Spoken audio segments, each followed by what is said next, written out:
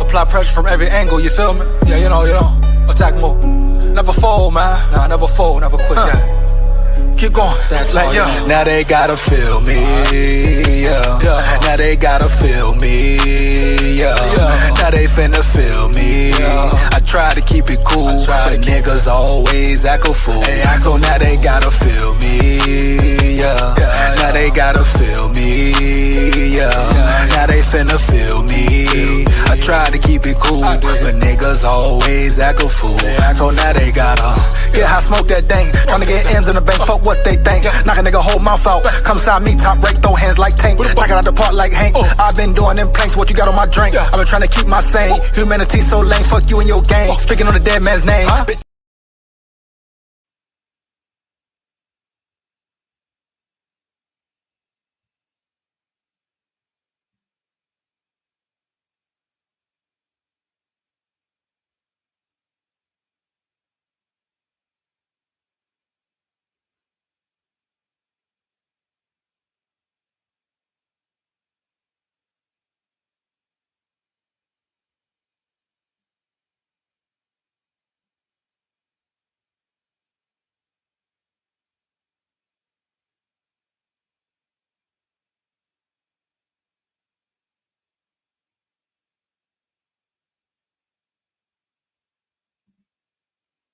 Down at the levee, we going fishing at the levee.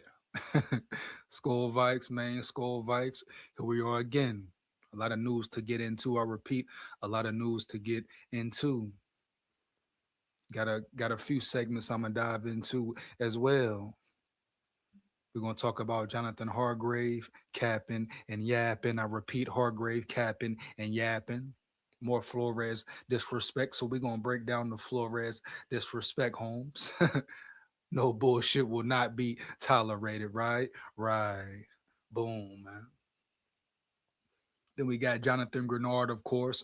Rumors are I'm hearing he wants a raise or he wants to be paid higher. See, that's when the real conundrum comes in, dog. No cap.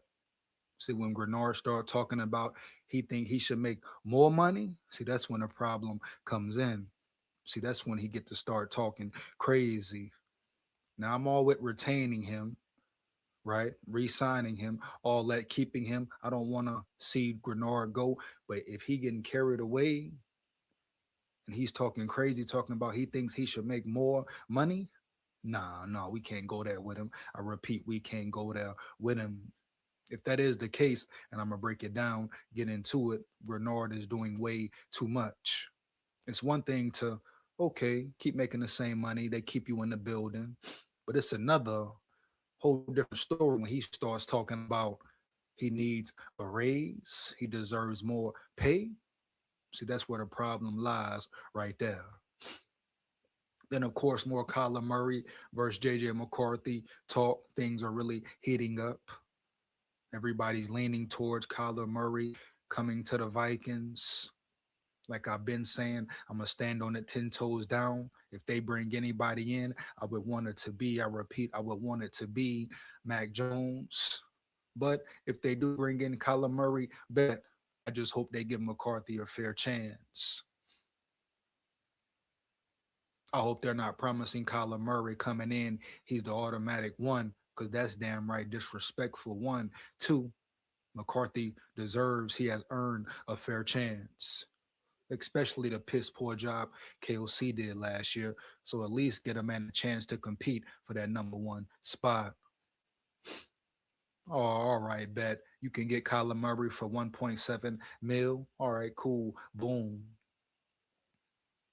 But why not make it a competition if that's what it was really about? As far as KOC goes, that's what he made it about, right? Right. What did he say? Oh, growth and development, baby. That's what's always coming out of his mouth. But obviously he's lying or capping. Because if they bring Kyler Murray in to replace him, the plan was never to develop and see JJ McCarthy grow, period. The plan was get another quarterback in here quickly and swiftly round yonder as soon as the season is over. So once again, boom, Holmes, KOC lying, not keeping his word, this and that, lying to the people once again. Just like when he got up there and said they're going to be a more physical team, they're going to run the ball more. Come on, bro. Stop the cap, Holmes. Puppy cock. Yeah. Then at the end of it all, I have a personal message to KOC. I repeat, dog, I have a personal message to KOC, period. Heavy. I will be dropping the link later. You want to come rock and roll with me, lock in with me, lock in with me, dog. SKOL Vikes, win, lose, or draw, but we come to win. So boom, let's kick it off, bro. We're gonna start with this Hargrave news. Hargrave talking mad, Cap Holmes. I repeat, Hargrave talking a little too much, Holmes. Heavy. Disrespecting Flores allegedly. Gotta throw that allegedly round yonder. Huh? Give me 1 second. I repeat, give me 1 second. But the disrespect is crazy, baby. The nerve of Hargrave, Brian Flores, probably put him in the best position of his career. He couldn't handle the task, he couldn't complete the mission. He couldn't work and run the scheme, and he didn't fit in the scheme that he wanted to throw shade. Just like a punk chump to come throw shade. Why ain't he say nothing when he was there? Why ain't he say nothing? Boom, right after the season, baby. Yeah, shout out to a roll tide full of pride forever. Win, lose, or draw, but we come to win. But why Tua wait so late then as well? Oh yeah, if Brian Flores wasn't this, ain't that, was so bad, was so mean, this and that, blase blah, poppycock. Why they wait so damn long to come strong with it? Why ain't they say it after the off season or right away? Boom. Yeah, bro. Javon Hargrave want to get up there and cry, be mad because he was released. Well, you should have done better. We expected more from you, Holmes. We expected way more from you, Holmes. Matter of fact, you and Jonathan Allen rolled tied to him as well. But hey, at the end of the day, what up? Did you do your job? No. Period, Holmes. Heavy. So it's time to say goodbye. Yeah. It's time to hit that draft and build them trenches for real, Holmes. SKOL Vikes. But let's see what this punk chump Hargrave got to say. Huh, man? We ain't come to damn play. Huh? He disrespecting Flo? Be Flo? What? Wow, man. Are you kidding me, baby? Huh? He disrespecting Flo? Come on, bro.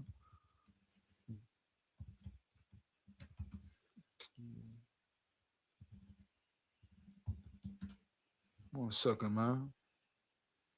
Here we go. Boom. See what he got to say. Let's see what he got to say. Once again, fire the chat up. Let me know how you feel about this Flores talk. About this Flores talk, man. You hear me? Heavy, no cap. Let's get into it 1 second. Hold on, hold on. Here we go. Vikings Pro Bowler takes shot at Brian Flores amid his pending release. All right, bet. Cool. Let's see what he has to say. Hmm. We're going to break it down to the nitty gritty. I repeat, we're going to break it down to the good old nitty gritty, man. Yeah.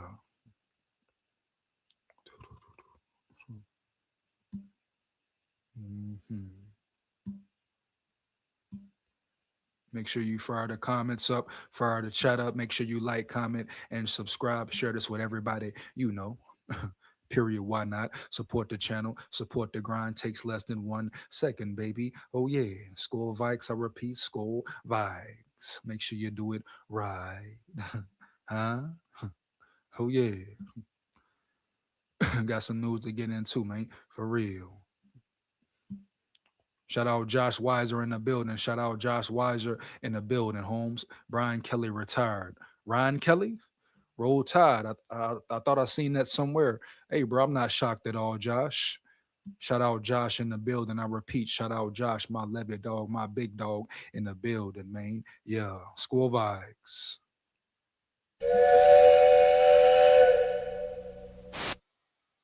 One more game. So Ryan Kelly retires. Okay. So I'm gonna get into that as the live goes on. I want to boom hit this Hargrave topic first, but are we shocked, Josh? I mean, let's be real, Holmes. We all pretty much knew he was probably out of there, even if he wasn't, so to say, was going to retire. I mean, the Vikings probably wouldn't have let him remain in the building. The man coming off 3 concussions, that's real trouble. That's nothing to play around with. And we've seen NFL players and how their minds, how their mental has been affected even recently. Once again, Holmes, rest in peace, Rondell Moore. Heavy condolences to his loved ones. May they find peace. May his soul find peace as well. But yeah, bro, Ron Kelly, Brian, it was time for him to go, probably, bro. It was pretty much over anyway. Like I say, 3 concussions, pretty much back to back to back. I mean, do you blame the guy? You pretty much understand it, right? No cap. I mean, I'm sure he wants to make sure he can think, huh? And remember things and this and that and stays as healthy as possible. But he can't continue to take that punishment, that pain, bro, heavy. Football is a contact sport. It's a contact sport, Holmes. No way around it. Especially up front, the trenches, Holmes, where the games are really won, especially during playoff time, period. It gets grueling, dog. It gets tough. It gets rough. Yeah. You play tough ball around yonder in them trenches, bro. For real. A lot of physicality goes on. A lot of head banging, head hitting goes on, right? Contact on a day-to-day basis, period. So you can't be mad at Ryan Kelly. You can't be mad at Kelly at all. He did what he had to do or what he felt like he had to do and was best for him and his future health, I'm sure. Daniel in the building, Daniel in the building. This year is done before it starts. I want KOC going, promote flow. He has a best friend in Mike Tomlin for Help Wednesday, actually. Have a running back actually getting yards. Shout out Daniel in the building, man. Daniel say he want KOC going, Finito, huh, homie? They nada, heavy. You hear me? School vibes. I think a lot of people feel the same, Daniel. I think a lot of people feel the same, Daniel. A lot of people want KOC up out of there, dog. No cap. But he gets one more year. I repeat, he gets one more year. We got to rock and roll with him. We got to lock in with him. We really ain't got no choice. Daniel, if I'm being real, all the way real, Holmes, heavy. We ain't got no choice at all. Quasi was the one they picked. KOC is the one that remained. There was a lot of speculation about Quasi, what happened, what didn't happen, what's true, what's false. But at the end of the day, he is gone. He got a new gig, right? A new job. So he good. He's secure. The 49ers looked out for him and all that. Which So all this, oh, he's a bad guy. He's not this. You hear me? He's not that. Quasi went up against Flores, maybe. That was some news and speculations and rumors around yonder, heavy. So whatever the case may be, Holmes, we have KOC for next year. People have to really start to understand that, huh? Understand what it really is. I'm talking about, man. They may even let go of JJ McCarthy. Now, how dumb is that? We might really be talking about covering news about McCarthy leaving the building or the Vikings trading him or shipping him somewhere. Ain't that some damn bullshit if you ever heard it, Holmes? Oh, man. Oh, man. And I hope he goes somewhere and balls out to the maximum capacity. I want him to win. I'm talking about victory on top of victory, man. Championship on top of championship, period. Because they mishandled him wrong. Did him wrong early in his career. And then KOC got the nerve, got the junction to go up there and act like he cares about his growth and development. to go up there and lie again on the podium. That's all he does every off season, Holmes. Period. Just lies and lies, lies on top of lies. Period. And he gets away with it. What, year after year, year after year? Heavy, huh? You hear me, dog? It's really not right. There's no accountability that I could keep just for motivation speaker. I haven't seen better yet. I mean, nah, man, he's your head coach, Daniel. You hear me? He is your head coach. And all the so-called motivational speaking, he's a glib speaker. He sounds real good when he speaks, but deep down, Holmes, you got to really observe him, and have a real discernment for him, right? Heavy. Oh yeah, and he does it so eloquently, right? Does it so smooth. He came in year one talking about the culture, what he's gonna do for the culture, and really, he might have made it worse. Yeah. You know what? I ain't even gonna say that because it was a real toxic situation when Zimmer was in the building and when it was time to separate from Zimmer. But KOC really didn't help it none. Year one, year two, cool. But where are we at now? No playoff wins. Another regime who regressed last year. You can blame whoever you want to, but another year down the drain. You hear me? Heavy, no cap. Oh yeah. But there's definitely no accountability, Daniel. But let's go ahead and get into this article and break it down. What Hargrave got to damn say. Here we go. Boom. Minnesota Vikings defensive tackle Javon Hargrave didn't go out with the whimper with his pending release. ESPN's Adam Schefter reported on March 1st that the Vikings told Hargrave they plan to release him before March 11th, barring a trade before the start of free agency. Signed to a 2-year, $31 million deal less than a year ago. Hargrave did not live it up. Hargrave did not live up to his Pro Bowl reputation in Minnesota. Coming off his second Pro Bowl mention in 2023 at 30 years old, Hargrave made a splash in the Vikings season opener, tallying 7 pressures and a win over the Chicago Bears. Yeah, the first game he looked real good. Like, oh man, he's doing his job. He's gonna come in and perform well. Him and Jonathan Allen, exactly. Period. But as time went on, as the games went along, and you saw what happened. Oh yeah, it was a decline. No disrespect, but it was a decline. Now they picked it up during the end of the season, and they still had solid spurts and definitely solid moments during the season. But overall, you didn't get enough from them to retain them.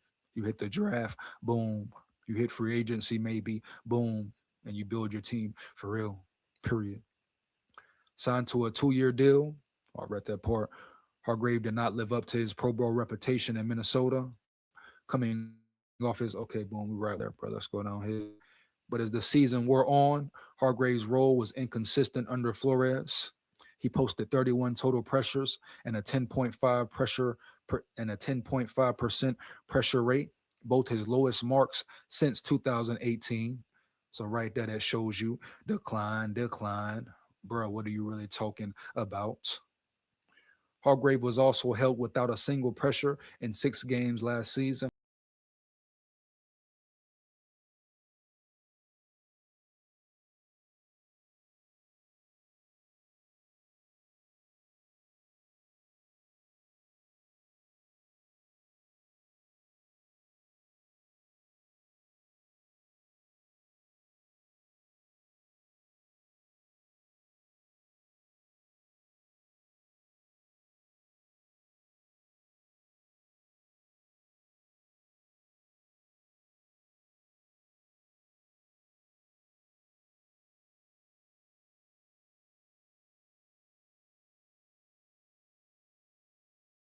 What happened there? Trippy shit. Now, what happened right there? But here we go. Get back to the article, bro. Hold on 1 second. Get back to where I left off. Yeah, but Hargrave definitely underperformed. Hargrave, who turned 33 last month, seems to have his hit father time's inevitable decline. However, there may be more to his lack of production. On Thursday, March 5th, Hargrave reposted a message on X saying, if you're a defensive line and want to get to the QB, Brian Flores' system is not for you. According to ESPN's Kevin Seifert, it's a familiar criticism of Flores' system. Wow. So they want to criticize Holmes because they can't get to the quarterback. Well, that sounds selfish to me, if you ask me. No cap. Heavy. I'll leave it right there. Yeah, that sounds very selfish, Mr. Javon Hargrave. Oh, yeah, bro. Because you had plenty ample amount of opportunity to get to the quarterback. Like the stats just read, you had a declining year, Holmes. You had a down year, a piss poor year majority of the season, Holmes. And you want to say Flores is the reason? Come on, bro. Come on, man. And even at times when you're supposed to maybe not get as much pressure as before. Even certain times where you have a different role in the scheme, Holmes. Play your role and play it well, right? You should be happy to do that, dog. Heavy. You shouldn't have a problem playing your role and playing it well. So you're complaining about your you go to the extent to say, hey, if you want to get to the quarterback, Brian Flores defense is not for you. He's had many D linemen who get to the quarterback, Holmes. Heavy. Dallas Turner gets to the quarterback, Holmes. Jonathan Grenard gets to the quarterbacks, Holmes. Period. Jalen Redmond gets to the quarterback, bro. No cap. And Jalen Redmond ain't complained once. You know why? Because he plays his role when it's time for him to get pressure or when it's not time for him to get pressure. He plays his role every time. So you sound real selfish, dog. Heavy.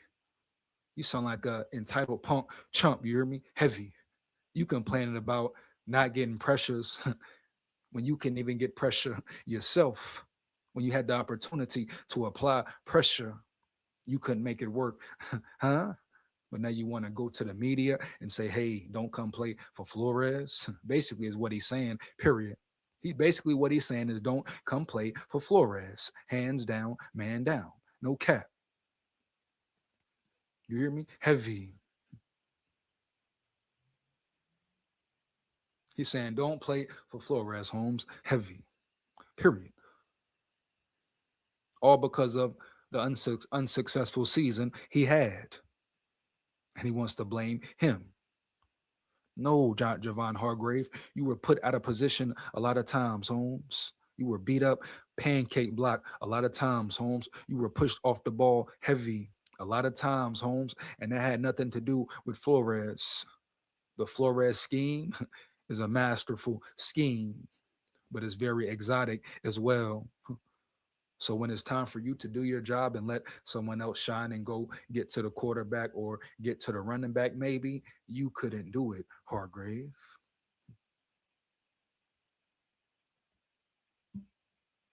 You know, that's what it comes down to, Holmes. You couldn't do it at the highest level anymore or like you used to. That's why you got to go and get out the dough. I repeat, that's why you got to go and get your ass out the dough because you couldn't make it work, bro. Heavy. You hear me? No cap. And once again, ain't no disrespect. It's just what it is. And we know what it is. We know what it ain't. Money in the bank. Oh, yeah.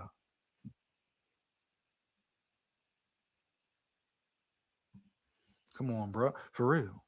That's just what it is, period.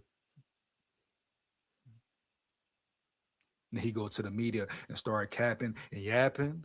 He capping and yapping now. Come on, man. Come on, man. Stop it, bro. For real. This is not a new critique. In this 2023 story, Harrison Phillips talked about the role of D line in that version of the Flores scheme, but essentially said it was hard to argue with the overall results. And when the scheme was carried out well, hey, they look phenomenal. I mean, Harrison Phillips, you weren't complaining at all, dog. No cap. And Harrison Phillips, your ass was getting blown off the ball two homes, period. So let's not act like y'all was just playing like juggernauts. Y'all was getting gashed in the run game week in, week out. As far as Harrison Phillips goes, what we seen last year early. Y'all should be appreciative to Flores for putting you in a better position, right? For getting you noticed even more. Former Vikings captain Harrison Phillips speaks out on lack of production under Flores. During Flores' first year as Vikings defensive coordinator, defensive tackle, and team captain, Harrison Phillips spoke openly about the defensive interior's role in creating space for linebackers and edge rushers to generate pressure inside. My initial thoughts, selfishly, were not super high about this. Phillips told Seifert in 2023. It was like, dang, the way it's being described is you're an edge setter, you're a cutback player. It seemed like there was not going to be a lot of production through the system. But then I saw the problem it was giving our offense in spring and summer practices. And so I thought we were really on to something. And obviously, it's been kicking. So at the end of the day, what did he say? It's been successful. So I don't care what critique he may have had. At the end of the day, Harrison Phillips was satisfied with the outcome when the defense was performing at its highest level. He was satisfied with the outcome, Holmes. So they trying to really make it something it's not. Play your role and play it well. Now we want to question Flores for real? The best thing that happened to Minnesota? Huh? You want to question Flores? How he turned his defense around with lack of talent, with lack of talent. Once again, we can't leave that part out. Come on now. Come on now, bro. No, don't sit up here and disrespect this man. Wow, homie, you're heavy. Phillips was traded to the New York Jets last offseason with the arrival of Hargrave and Jonathan Allen, whose fits in Flores' system are questionable, despite their reputation as elite interior pass rushers. Now I wonder, it was an article out there. It was some news, some rumors, some speculations, some whispers about how Quasi and Flores might have had a rift. Could this have possibly been what the fallout was about, what the disagreement was about, right?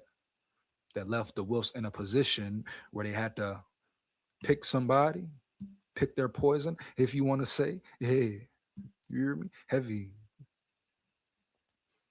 Hmm. Wow, man. Interesting. Very interesting. You got to ask yourself, did Flores even want, did Flores even want Hargrave or Allen? Did he go against Quasi and say, hey, I don't want them. They don't fit my scheme. Don't bring them in the building, period. And did Quasi say, no, make it work? Oh, man. A lot of questions. I repeat, dog, a lot of questions with this whole situation, huh? With this whole scenario, huh? Yeah. But we going to dive in, continue to dive into it and get into it. No cap. No cap. Let's see here, man. So,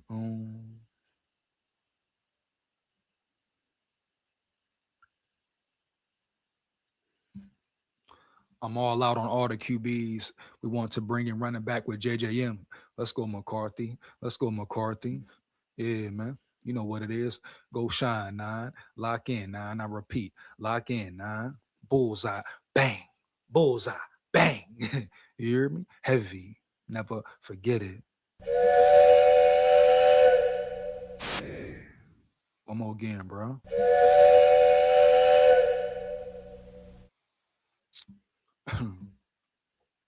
They can fire KOC now before we bring in a Murray and a JJM trading him out. They're not gonna fire KOC, Daniel. We know what it is. We know, but it ain't. Yeah. The best thing if we let him go is Sam Darnold, us on another team.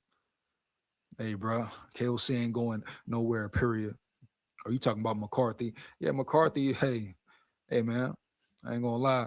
If the Vikings let him go for real, oh, I hope he goes out there and balls and does the same thing. Super Bowl like Sam Darnold, all that. But they did Sam Darnold right. But if they let McCarthy go and they bring Murray in, oh, bro, the disrespect, Holmes, the disrespect, wow.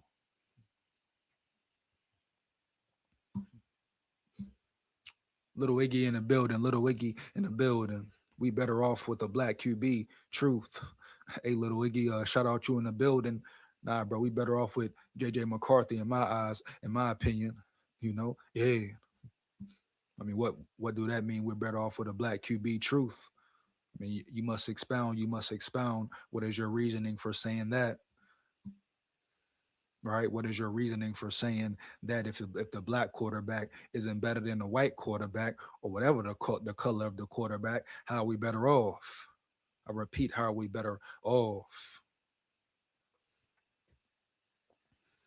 JJ McCarthy, go eat heavy, lock in, nine. I repeat, lock in, nine. But shout out Lil Iggy in the building early. SKOL Vikes. Let's see here, bro. We got next up here, man. Certain things, just you got to think before you say certain things. Make it make sense for real. So boom, we got Jonathan Grenard. Jonathan Grenard. Now this has been a talk of the town. Which direction will the Vikings go? What will they do?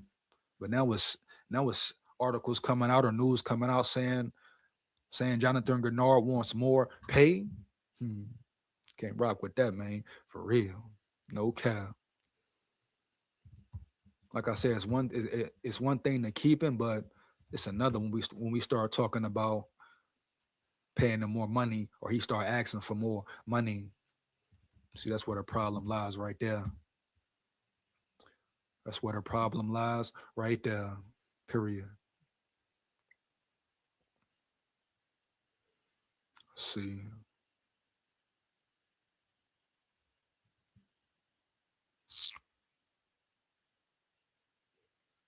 a lot of people want him though. That's off rip. A lot of people want him, bro. For real. That just shows you right there how good he really is. Yeah, for real. How good he really is.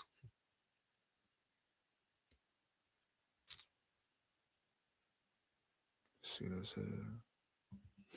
Thought I saw a Jonathan Grenard and Mac Jones trade. Yeah, yeah, here it is right there. They're talking McCarthy. I mean, not McCarthy. They're talking Mac Jones trade for Jonathan Grenard. Wow. Be very careful letting Grenard go. Be very careful letting Grenard go, and make sure you absolutely know what you're doing.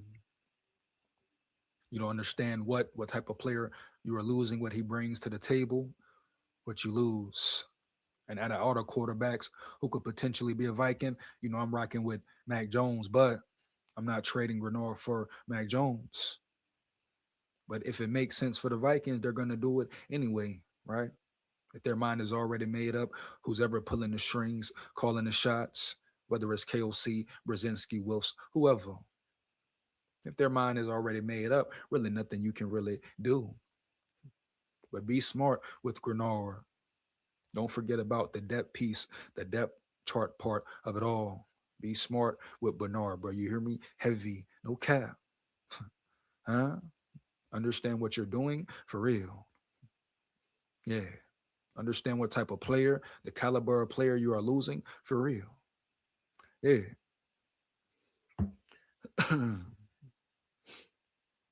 Let's dive in, bro. Let's dive in. Make sure if you come in the chat, like it up.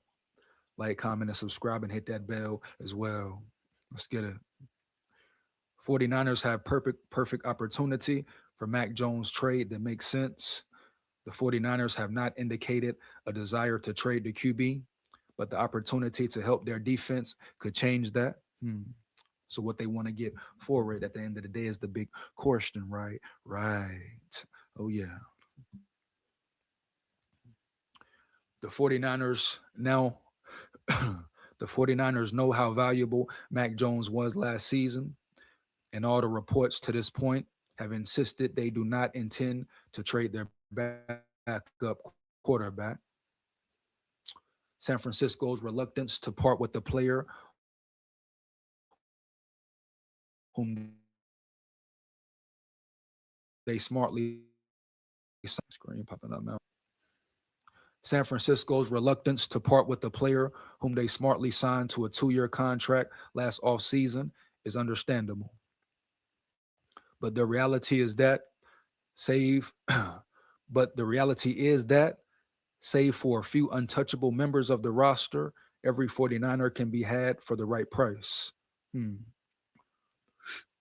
And in the case of Jones, there is an opportunity emerging for the 49ers to get what they may deem a fair deal for their number 2 signal caller and improve the roster the same time. We go. Let's see if this shit even makes any sense, Holmes, at all. At all, right? San Francisco would benefit significantly from additional depth at edge rusher after struggling for pass rush and Nick Bosa's absence last season. And a talented veteran edge is now seemingly available after it was reported that the Minnesota Vikings are open to trading Jonathan Grenard. Minnesota is dealing with salary cap issues, and Grenard carries cap hit of 22.3 million and 19 million over the next 2 seasons. Yet none of that money is fully guaranteed, making him more appealing potential acquisition for edge needy teams. Mm. So 22.3 mil, 19 mil, but it's not fully guaranteed. So what are their incentives as well? That's the big question right there.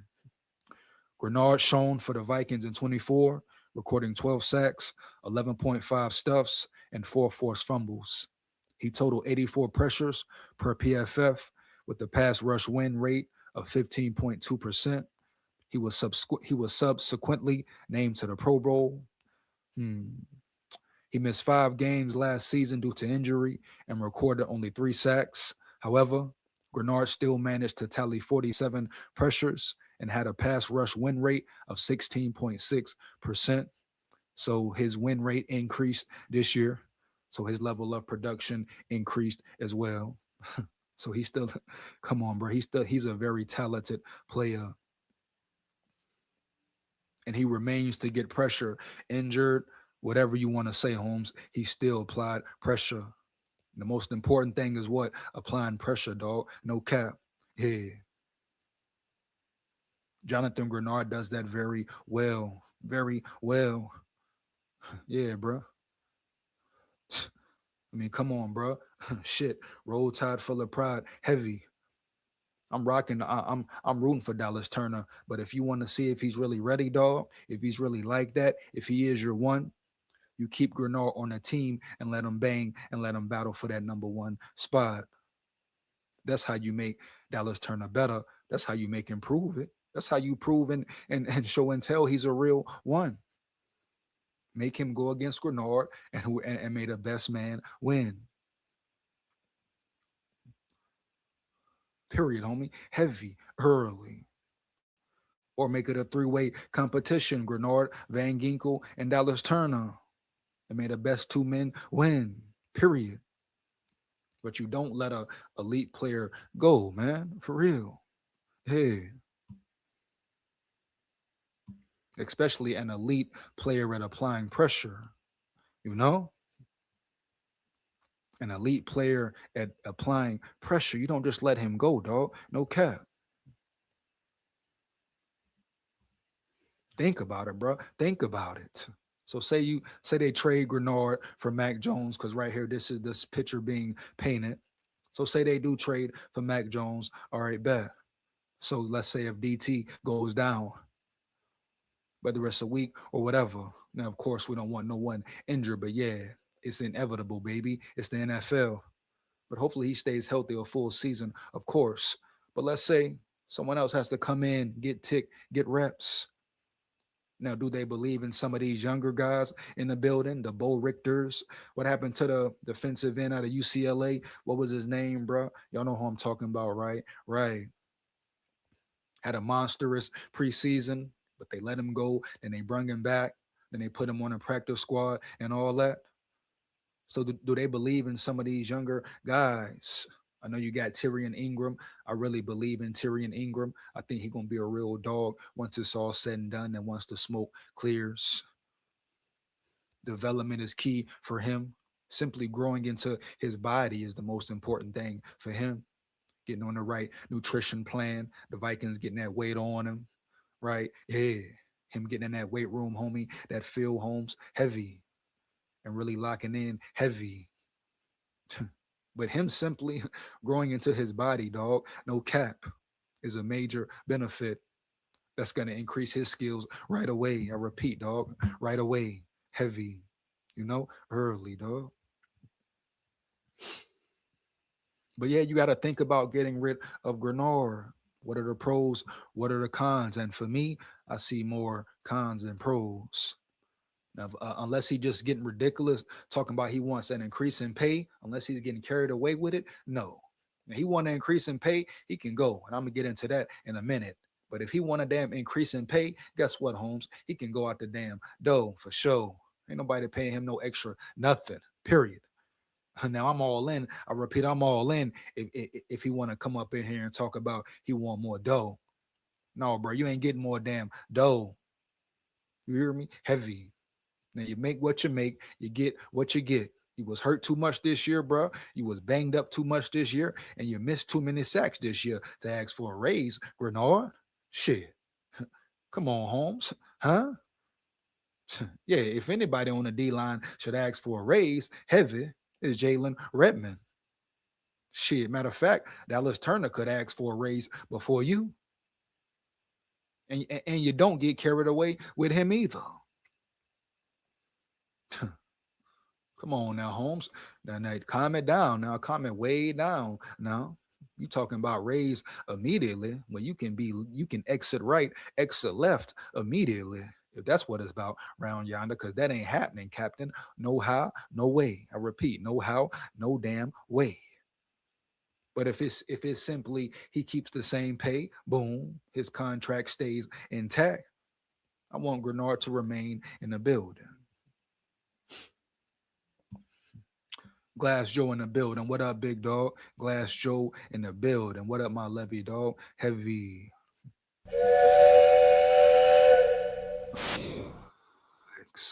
SKOL VIKES. Make sure you come in the chat. You like it up. You hear me? Share this with everybody you know.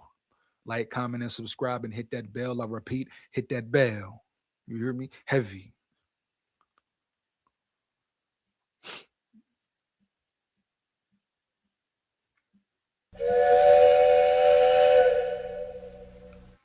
Could we get a first round pick for Grenard? Now, no, I'm saying no, Joe. I'm saying no, Glass Joe. Now, if you can, if is some way it happens where a team really gives you a first round pick for Grenard, hell to the yeah, I'm taking that. But I want it to be for this year. I ain't trying to wait to next year. No, I want that first round pick right now. I want it right now this year because it's a lot of talent in the damn draft, and I want to build my team right here. You get 2 first round picks in this year draft. Oh man, bro, sky's the limit. Matter of fact, there's no limit for this squad, for this team, for them boys, for this organization. For real, heavy. I repeat, Holmes. I repeat, dog. Sky's the limit. Matter of fact, it's no limit for them boys. Heavy for this organization, dog. Heavy. You gotta believe it. You gotta believe it. Yeah. Come on, man. Hell yeah. But if somehow, some way, a team really is that desperate where they where they bring to the table a first round pick for Grenard, or you take that quickly and swiftly, Glass Joe. I repeat, quickly and swiftly, Glass Joe, for real, with no damn hesitation. You hear me? For real. My dog Delton in the building. My dog Delton in the building. What up, big dog? SKOL VIKES. real. One more again, man.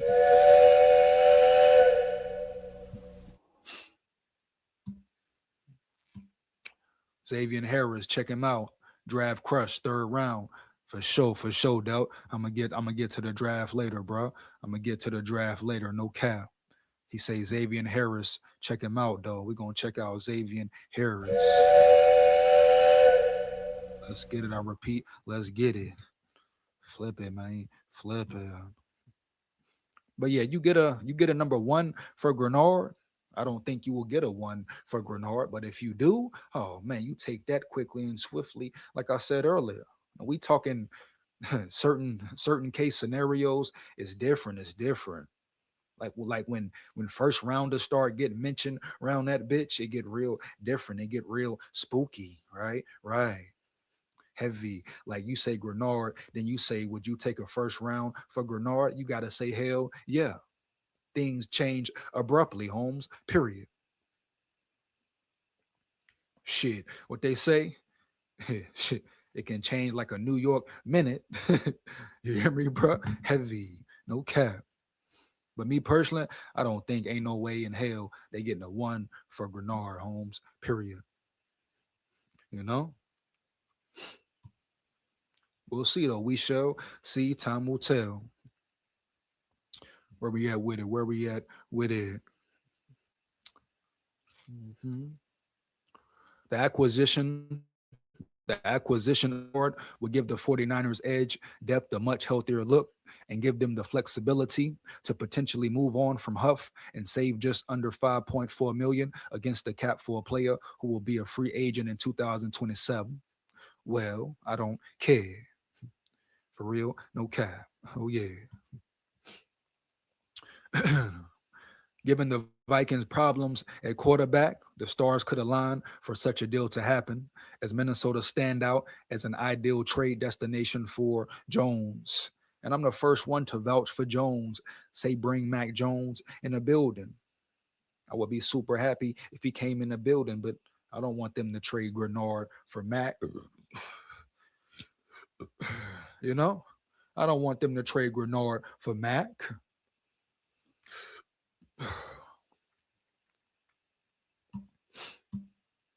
Yeah, no care. The knock on Jones' excellent quarterback performances last season in relief of Brock Purdy is that they came while he had the insulation of the Kyle Shanahan offense. Here we go again. What is it about, you dipshits? I repeat, it's about the system. Can the coaches help you or help you reach your maximum level, maximum potential in their system? Kyle Shanahan had a system for him. Kyle Shanahan is a great coach, a real QB whisperer, not the fake QB whisperer like KOC, right? Right. He's a real purr QB whisperer, so he can bring in any player, young player, old player, and get some good work from him. He don't have to be under special circumstances. They don't have to be a certain. They don't have to have been in the league for a certain amount of years, amount of time. They don't got to be a legitimate veteran. Holmes heavy. Kyle Shanahan can mold and develop a Brock Purdy, period. A Sam Darnold, yeah. A Mac Jones, yeah. Give them, so to say, a rebirth to their career, a rebirth, baby, maybe. Yeah. Bitch, yeah. You know what I mean? Heavy. Few play callers can elevate a quarterback like Shanahan. You see what he said? You hear what he said? What he say? I'll tell you what he said. Let me repeat it again. Take it on the damn chin. You hear me? Early. Few play callers can elevate a quarterback like Shanahan, meaning Shanahan brings the best out of his quarterback. You see the difference in play calling, right? You see what happened with when KOC changed his play calling, huh? Yeah. Problem with KOC, his bitch ass, punk ass, too lazy. Yeah. Too much in his ego that he don't want to fix his playbook and change his scheme and develop his quarterback for real. But he want to get on the podium and talk about growth and development. The whole time he trying to bring another quarterback in instead of work and perform with and put in that work and time with and build a relationship with his player, his quarterback he drafted at number 10. It was him who wanted McCarthy. It was him who wanted 9. Now he don't want to see 9 shine. He a bitch.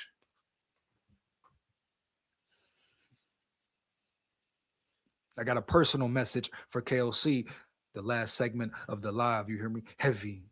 Period. No cap. Uh-huh. Yeah. We're gonna get some straightening with KOC. Period. Yeah. Tonight. I repeat, tonight. Oh yeah. Bitch, yeah. Like that.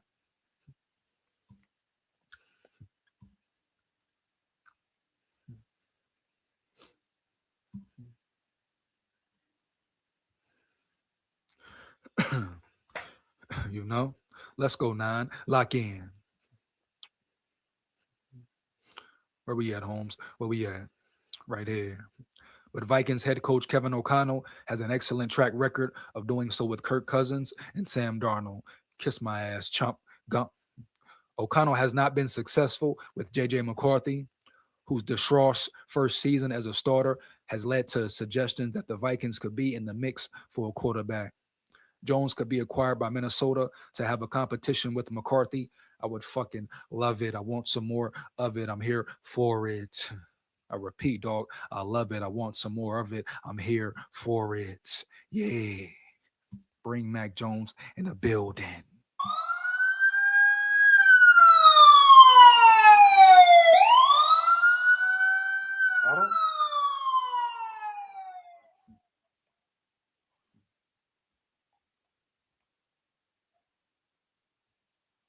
Yeah. McCarthy is the one, Holmes. McCarthy is the dog heavy. I mean, Mac Jones. McCarthy a dog too, but I'm talking Mac Jones. Oh, yeah. But if it means trading Grenard, I'm not with it. Let me reiterate that again. If it means trading Grenard, I'm not with it at all. Here we go. O'Connell has not been successful with JJ McCarthy, whose distraught first season as a starter has led to suggestions that the Vikings could be in the mix for a quarterback. Jones could be acquired by Minnesota to have a competition with McCarthy, and most would expect the former Alabama star to win. I mean, why would most expect that? Yeah. I mean, who says that? And Roll Tide full of pride, Holmes, but McCarthy is a dog. See the disrespect, the disrespect, huh? Once again, that's why I want nine to lock in so damn bad. You hear me? Heavy. I want him to lock in so bad. The disrespect just keeps coming. It just keeps coming. One big revolving cycle. It just keeps coming. They just keep talking. They just keep sleeping. Huh? Bet, bro. It's cool. McCarthy gonna start creeping. Huh? Yeah. The fuck? My brother, man. Yeah.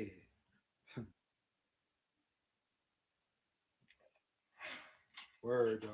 You hear me?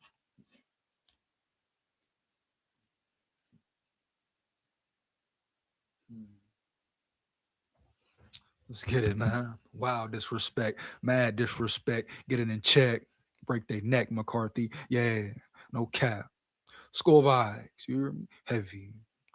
As such, the Vikings represent a tantalizing landing spot for Jones, who would obviously be desperate for another shot to be a starter. While a straight swap between Jones and Grenard might not represent fair value, the addition of draft picks into the deal likely would make it more amenable to the 49ers. With the day two pick indicated to be the level of compensation San Francisco would desire, having a player involved in the deal might lower the asking price.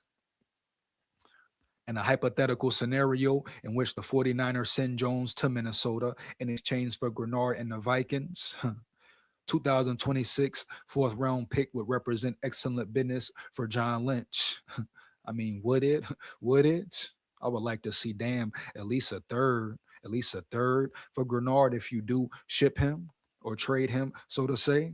Oh, yeah, you need at least a third, but damn, I guess you'll take Mac Jones and a third. I mean, and a fourth. I guess so, huh? Yeah. Really, it's a lose lose for the Niners, period.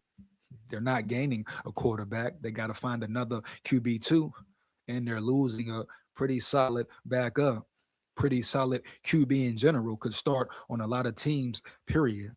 So they're losing a lot. And on top of that, a fourth round pick. And it's a lot of secret, sneaky, silent, quiet talent in this year's draft. I repeat, Holmes, it's a lot of sneaky, silent talent in this draft, dog. You hear me? No cap. Heavy. So this, the way this sounds here, you ask me, it's a loss for the Niners. Yeah.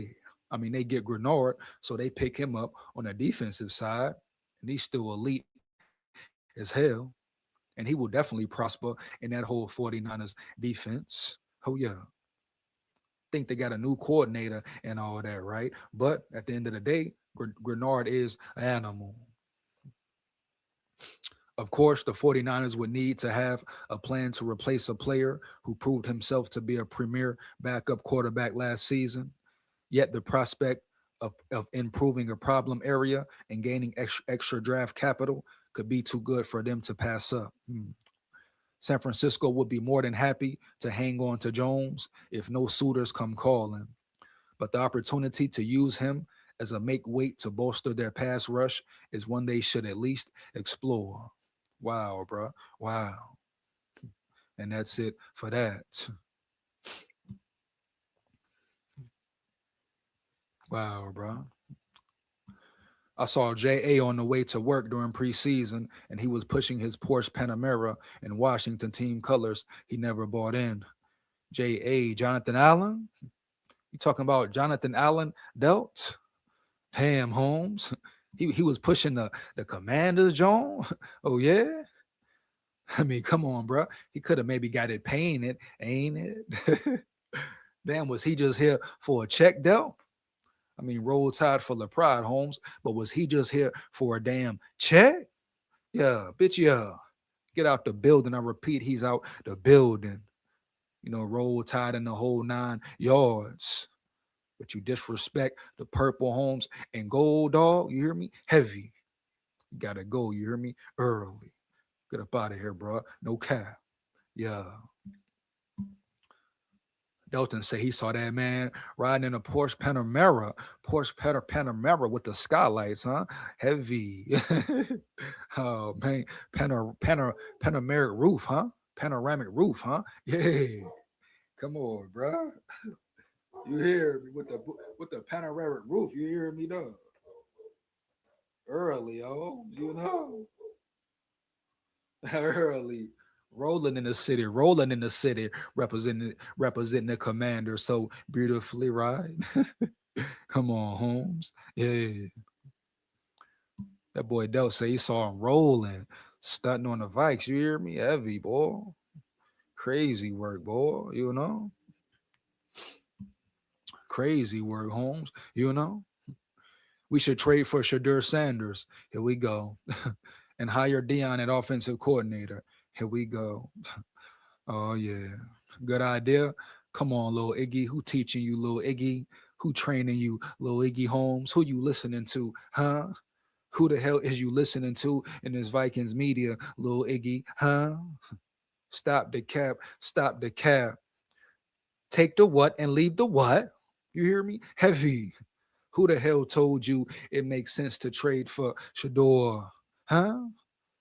And and for damn show, why the hell would you bring in Deion Sanders for your offensive coordinator? You gotta be joking. You gotta be playing, Holmes. It gotta be a prank.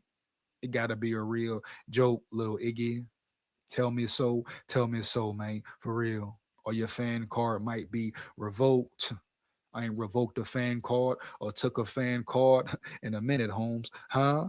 But you coming in here round yonder saying this nonsense and all that, I might have to revoke your shit. Huh? Yeah, my boy. I might have to take your fan card tonight. Might do it, bro. Might do it. That's just what it is. No cap. Yeah. Yeah, yeah. But you got to tell me you're playing here, bro. You're playing. You cannot be serious. Trade for Sir Sanders for what? And for who? And to do what? With who? Yeah. I really want to know. I must know. I must know for sure. Like, who are we trading him for? Like, what are we doing here? What is it really about? No disrespect to Shador. Wish him the best as well. I believe Stefanski was even hating on the young man. But point blank, period, we don't need him in many. Shit, you gonna bring in him? Well, come on, bruh. Heavy. Don't bring that man up in here. Then you say trade for that man. Trade for that man for who and for what? For who and for what? Oh yeah.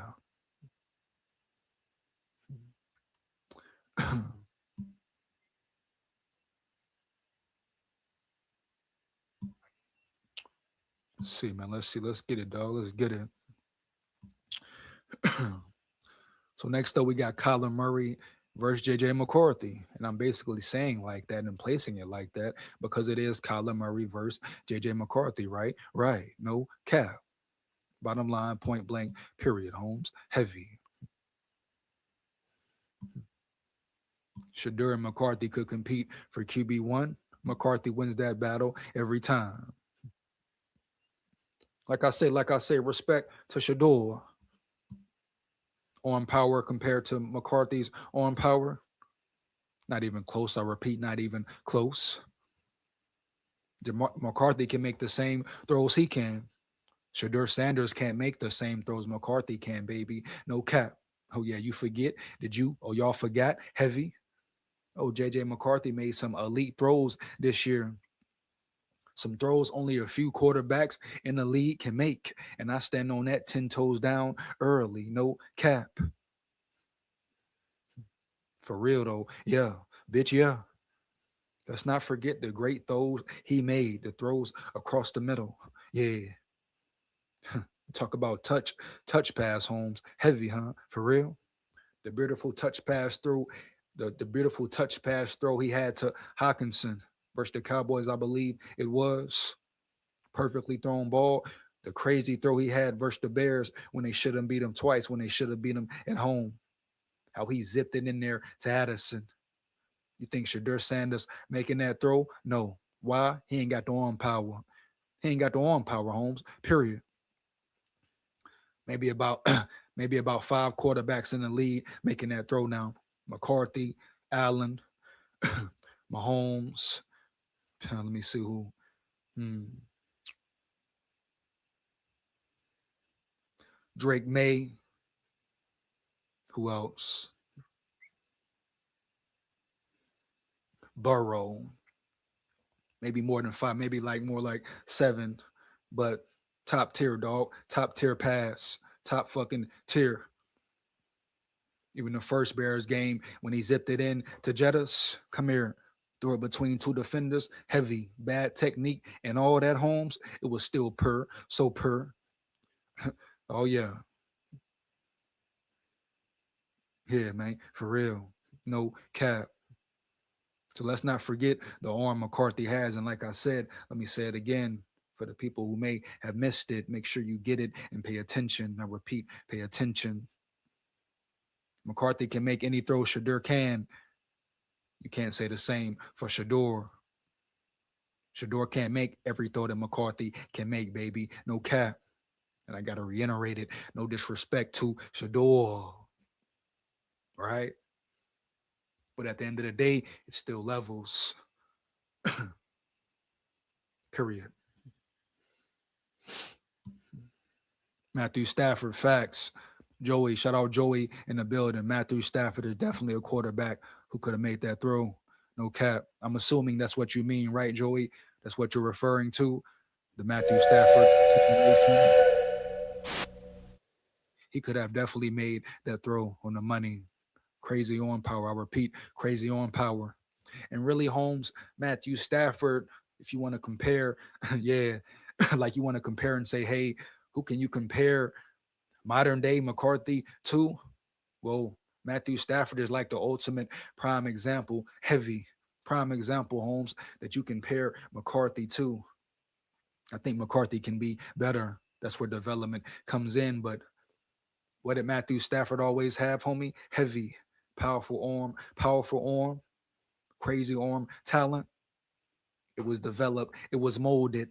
He's at the highest level now because of the development, the experiences he gained, learning the game. The game slowed down for him. That's why he makes the crazy throws now, the no look throws now. You can say the same thing for Patrick Mahomes, but these guys just didn't get there overnight. The coaches who would, the coaches, the team they were surrounded by, the work they really put in Holmes, heavy, but they molded them, developed them into great quarterbacks, taught them, fixed their techniques, man, early, right? Right. Changed the way they threw the ball, maybe. Worked on their footwork, maybe, right? Little subtle things to their game. Yeah.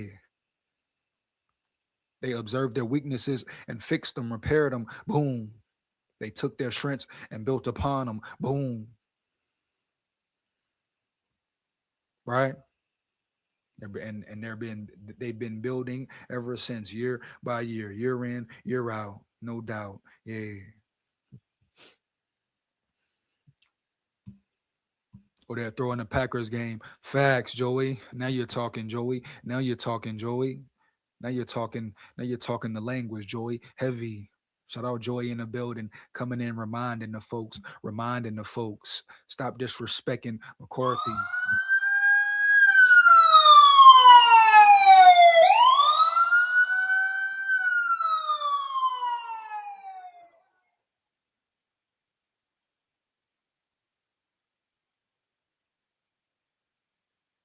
Stop doing it, bro. You hear me? Heavy. Stop disrespecting McCarthy. Put some respect on that man's name. Oh yeah. Crazy throw. That was a crazy throw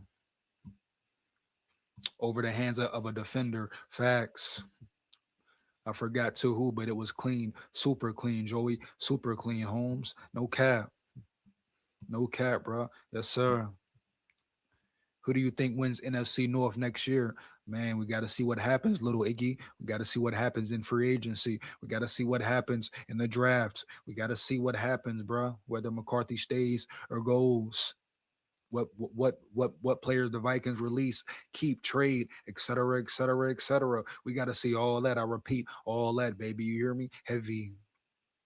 So I'm not going to make no judgment right now. I'm not going to just be biased to the Vikings. No, I'm not just vouching for them just because, again, I will never do that again. Yeah, period. Hmm. Never just come out and vouch for them again, assuming they're going to play to the level they should play to, right? Did that shit last year. Look what they did, or look what they didn't do.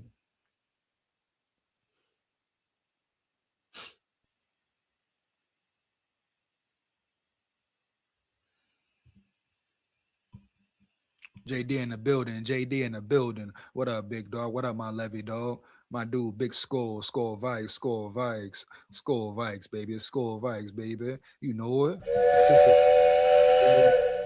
You're shout out my dog JD in the building, huh? Heavy, no cap. Yeah. Come on now.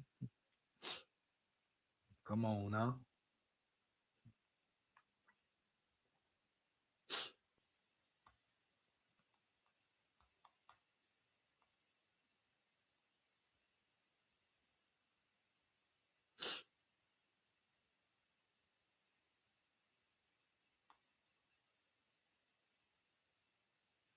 See what's up.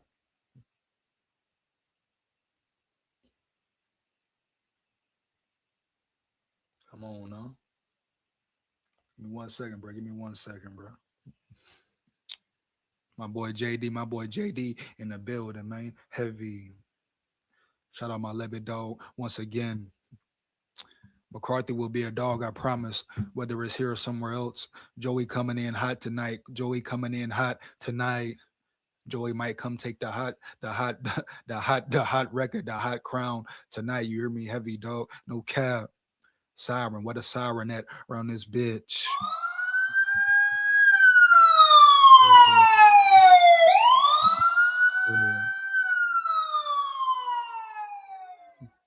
Yeah.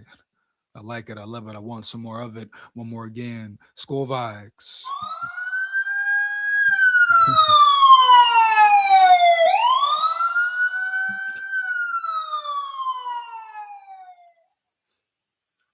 Yeah. But yeah, like I say, that's real facts, Joy.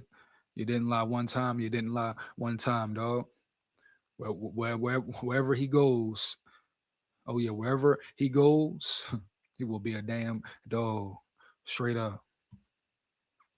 You know a dog when you see a real dog. Yeah, that's why you gotta train your dog, right? Heavy. Oh yeah. Gotta train your dog to do certain things. Yeah. Hmm. So what we got here? What we got here next up, man? We got what is it? The Kyler Murray versus JJ McCarthy. We're gonna dive in.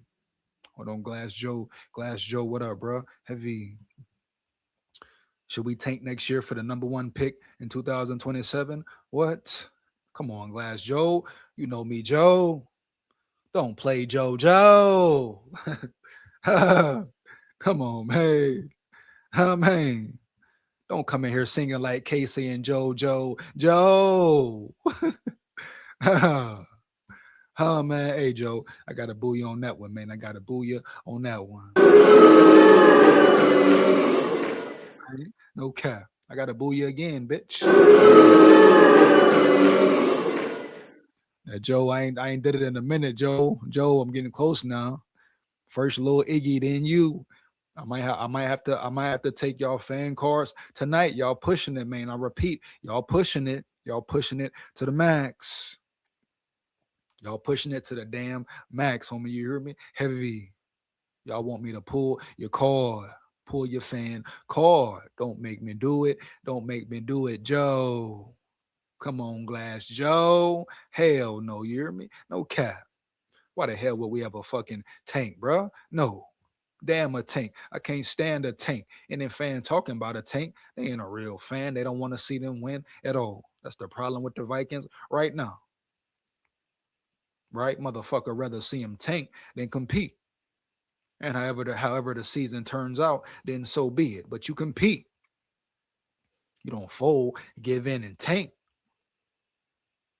And at the end of the day, every draft is encouraged, and every draft pick is encouraged in Holmes. Heavy. It's a draw to straw. It's a draw to damn straw. Right? Right. So you never know for sure, but never, Glass Joe. No, don't ask that no more, Joe. Yeah. Don't sell your soul, Joe. Yeah. Score vibes.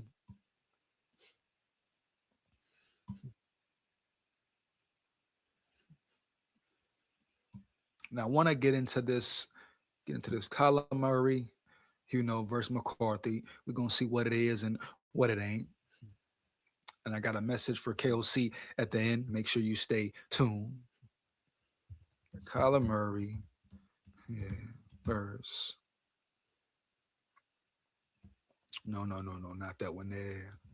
We go.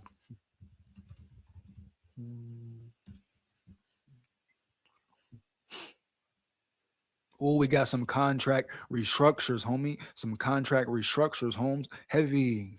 We got this. Hold on, hold on. Detour. Hold on, hold on. We have a detour. I repeat, the live is taking a detour. We must. Is my boy Jettas taking a restructure? Is my boy Jettas really holding it down for the team? And y'all talking about he a bad teammate, you punk chumps. Huh? Ooh, ooh, you punk chumps. Y'all talking about he a bad teammate? And my man taking the restructure for the squad?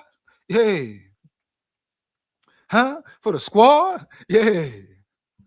My dog, huh? My dog. My brother, bruh. My brother. Y'all trying to disrespect my dog? Oh, he a bad teammate. He ain't this. He ain't that. He ain't this. He ain't that. Oh, get rid of him. Oh, man, trade him. Oh, Justin Jefferson, he disrespecting McCarthy. He's horrible. He got paid too much. He's getting way too much money. We should trade him now. Trade him now. The hell, bro? Come on now. Unappreciative punk chumps. Huh? Oh, man.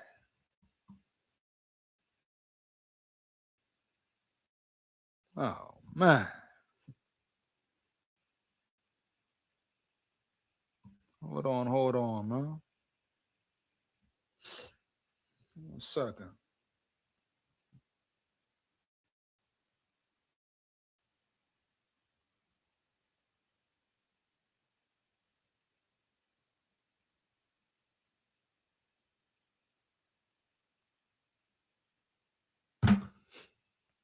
Give me 1 second, bro. We gotta dive in on this. Heavy. This real news. This real news.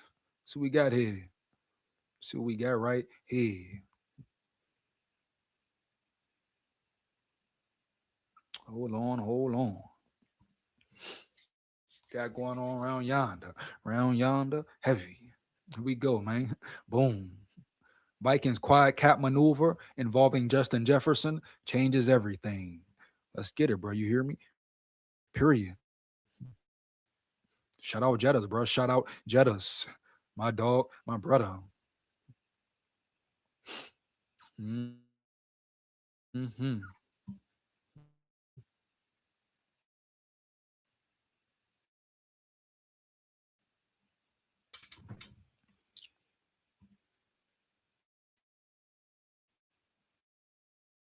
See here. Nearly 47 million over the projected cap salary before earlier reported moves become official. The Minnesota Vikings have a lot of work to do, to clear up cap space. Those reported moves to part ways with running back Aaron Jones, defensive tackle John Hargrave, and defensive tackle Jonathan Allen will go a long way, but no more is necessary. An easy way for NFL teams to clear big chunks of cap space is through the restructuring of multi-year contracts. That is lined up to be a natural part of the Vikings' plan to get cap compliant. And it's starting as the new league year approaches. According to the NFL media's Tom Pelissero on Friday, the Vikings will do simple restructures of the contracts of wide receiver Justin Jefferson and left tackle Christian Darrisaw. Shout out Darrisaw in the building as well, homie. Heavy. Matter of fact, where the sirens at? Oh yeah.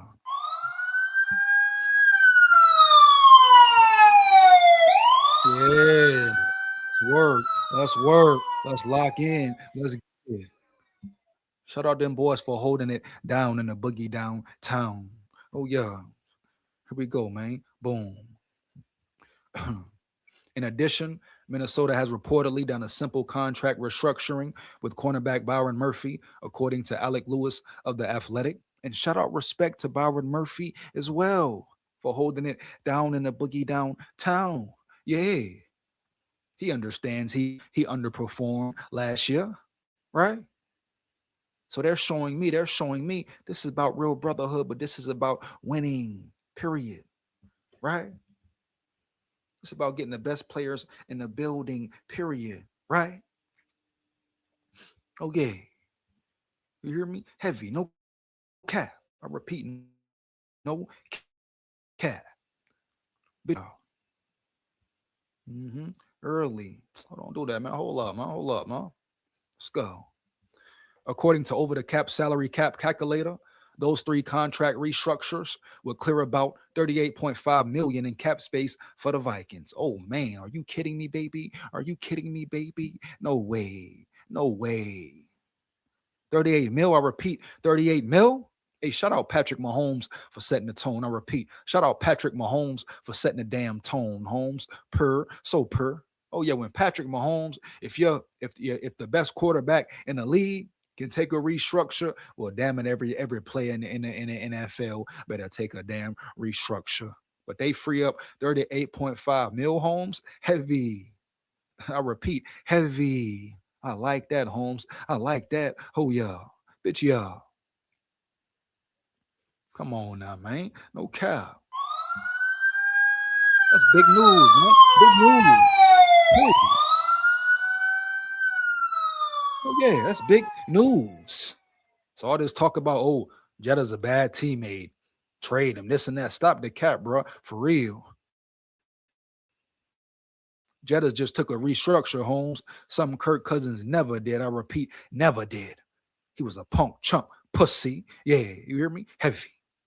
I talk about him how I want to talk about him. You don't like it, bet. Get at me. Yeah. With a little over 18 million just with Justin Jefferson, just with the Justin Jefferson restructure. Wow, bro. They freed up that guapino, that moolah, that federale, that linguine, fettuccine, linguine, right? Denali, dog. You hear me? Heavy, no cap.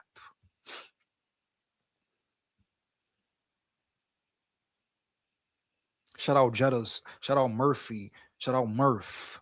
Shout out CD, Christian Darrisaw, man. People questioning Darrisaw like he ain't that real dude when he's on the field. Man had a down year. The man was injured on the field. Period. The man won 100%. Biggest problem with him, can he stay on the field?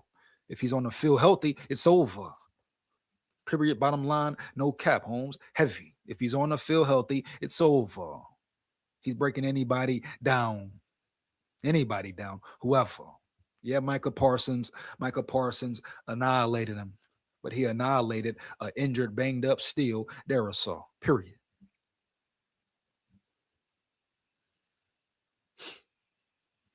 So let's just focus on him being healthy again. Even though he's never been healthy from jump. Since his rookie year, he's been dealing and battling with injuries, period. Oh, yeah. So, as expected, some big steps to clear cap space will involve two franchise cornerstones who aren't going anywhere. Minnesota Vikings are lined up to get under the salary cap and about as few moves as possible. Oh, yeah. Clearing the kind of salary cap space the Vikings need before the league year starting is a big task. As a residual of last offseason spending spree, doing so will come with some noticeable dead money pain. Add the reported contract restructures for Murphy, Jefferson, and Darrisaw to the expected cuts of Jones, Hargrave, and Allen using over the cap salary cap calculator tool, and Minnesota would instantly have a little more than 18.2 million. So what is that? 6,467,461 in cap space. So they're building. Rob Brzezinski trying to work it. I repeat, Rob Brzezinski is trying to work it, but he ain't the only one working it though. That's why they bring in old boy from Seattle. Now, who knows? Is Rob Brzezinski dealing with the players and the measurements? And old boy from Seattle, what's his name? Matt who? I repeat, Matt who? Is he the one focusing on the money and the cash flow? But I can't just say I wouldn't feel comfortable saying he just working on the money and the cash flow. Because he built a phenomenal roster over there around yonder in Seattle. He understand the mission and he understand the task at hand. And he completed the damn mission. You hear me? Heavy, no cap. SKOL VIKES. So hopefully he does the same over here.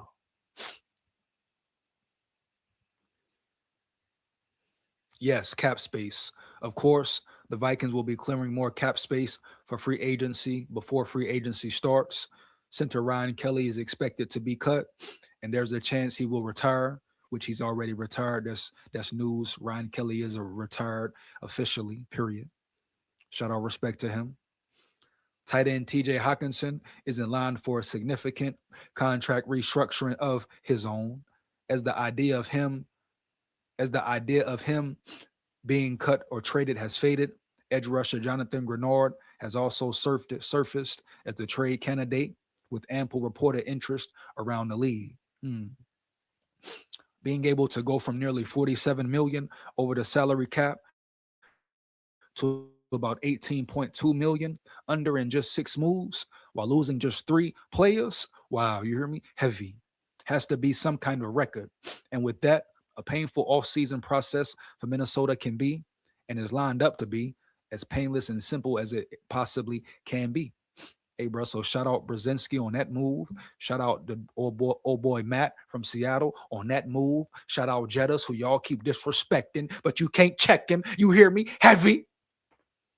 You hear me, huh? Heavy, dog.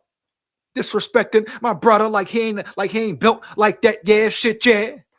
Like he ain't a real dog on the field, Holmes. Heavy. Like he ain't a real good teammate. Y'all got the nerve to disrespect him and question him, but you ain't questioned Kirk one time. Not one time. You don't question KOC one time, chump. You unappreciative chumps. Huh?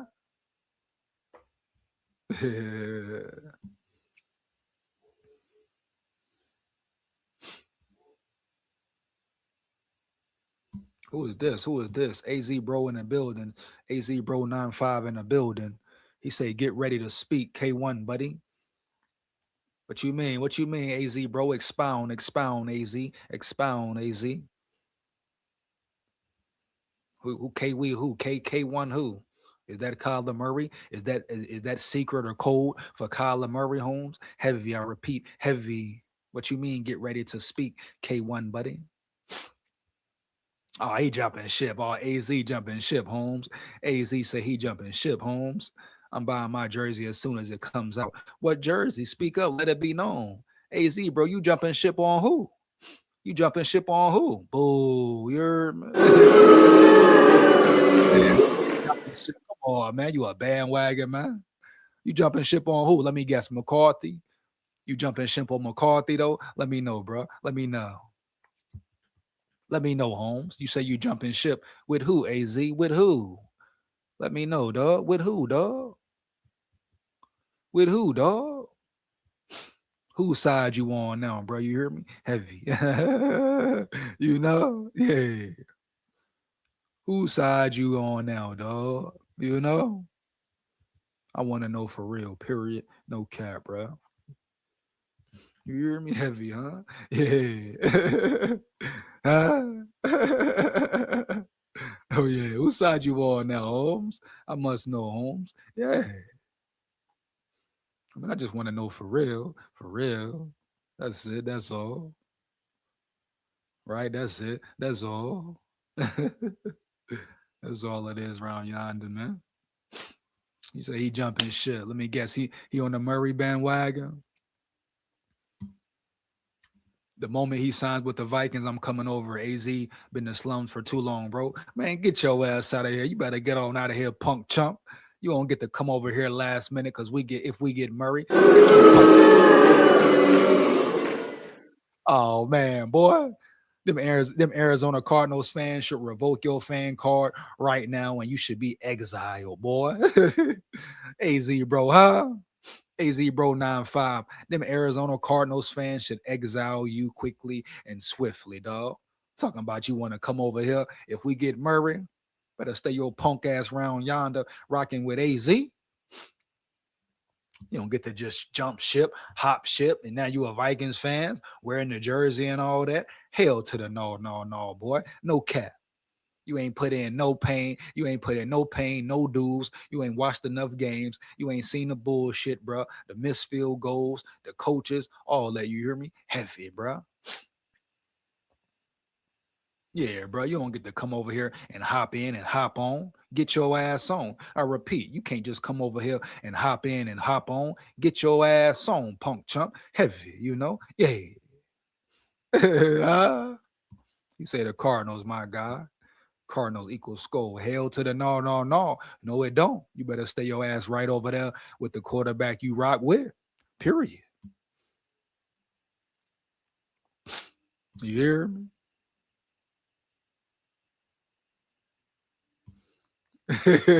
Hey, shout out AZ Bro 95 in the building, bro. No cap. Appreciate you for being in the chat, Holmes, huh? Shout out Arizona too, man. No cap. But it's SKOL Vikes around yonder. But hey, AZ Bro 95, bro. Make sure you like, comment, and subscribe. And you come in the chat, like it up. No cap. Yeah, bro.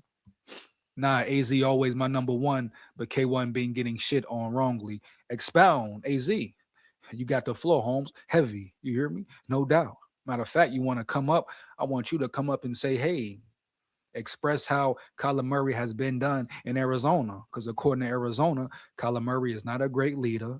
He want to play the damn game all day, Call of Duty, watch Judge Judy, and play Call of Duty. And he want to be a goofy on the field. So expound, explain, AZ Bro 95. Why are you saying Kyler Murray has been getting shit on wrongfully so? Yeah, bro. I really want to know. No cap about it. I really must know. You know? Yeah. Heavy. And I'm dropping the link later. I'm dropping the link later. And then you come up here and express yourself, Holmes. Heavy. Yeah. No cap. Let me see. Dog, I'm an AZ fan. I was born in the slums out here. Shout out Arizona, Holmes. Shout out Arizona. You hear me heavy, bro. No cap. Yeah. Shout out Arizona. For real. Oh man, bro. Where we at with it? Where we at with it? So that was the detour right there. So once again, shout out Jettas, shout out Murphy, shout out Darasol, all them boys taking a restructure. Shout out all them boys. Because they said that they could have said no. They could have been like Kirk Cousins did and said no and not care about the betterment of the team. Heavy. Not want what's best for the team. Heavy. You hear me? No cap. Jettas out of everybody, Jettas, and so many people disrespecting him. That's what I be tripping on, man. Like y'all be disrespecting Jettas just like McCarthy. Just like McCarthy, Holmes. No cap. Oh yeah. Woo. Skull state of mind in the building. What up, dog? Hey D Woods, what up, man? When we gonna collab, bro? You hear me? Heavy. Check your messages. I repeat, check your messages. You see them though, my dog. No cap. But shout out Skull State of Mind in the building, bro. Heavy. Skull Vikes. He say, I don't want collar. I don't want collar either, bro. Hey, let him know who you want, D Woods. You know what I'm saying? What quarterback do you want, bro? What quarterback do you want? Yeah, bro. I must know. I must know. Shout out Skull State of Mind in the building. Skull Vikes. But he say he don't want Kyler Murray.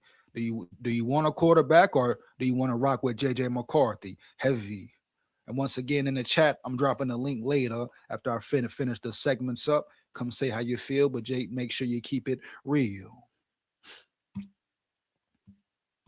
But Skull State of Mind say he don't want Kyler Murray.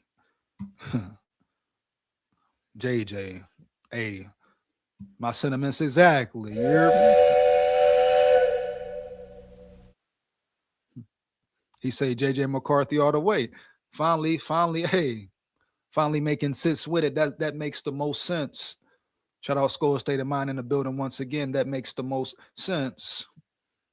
Develop your quarterback, build your quarterback. He has true talent. Once again, KOC not being held accountable, escaping again because he don't want to put that work in.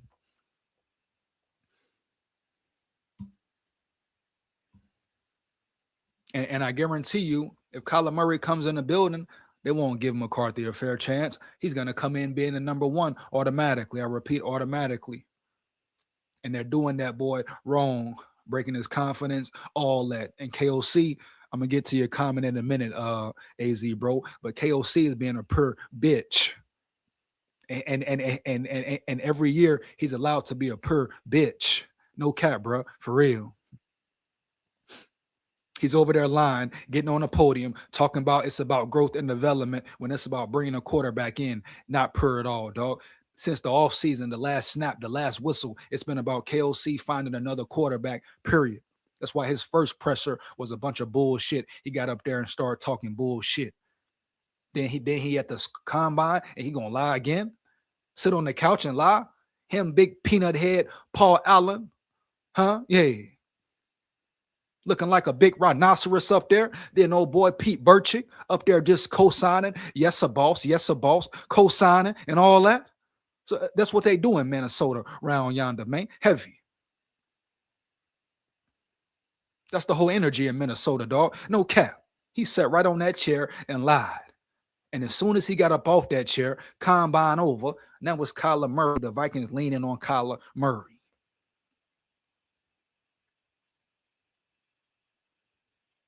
How the hell does this man escape, get absolved from blame every damn time? Every time. 4 years now, every time.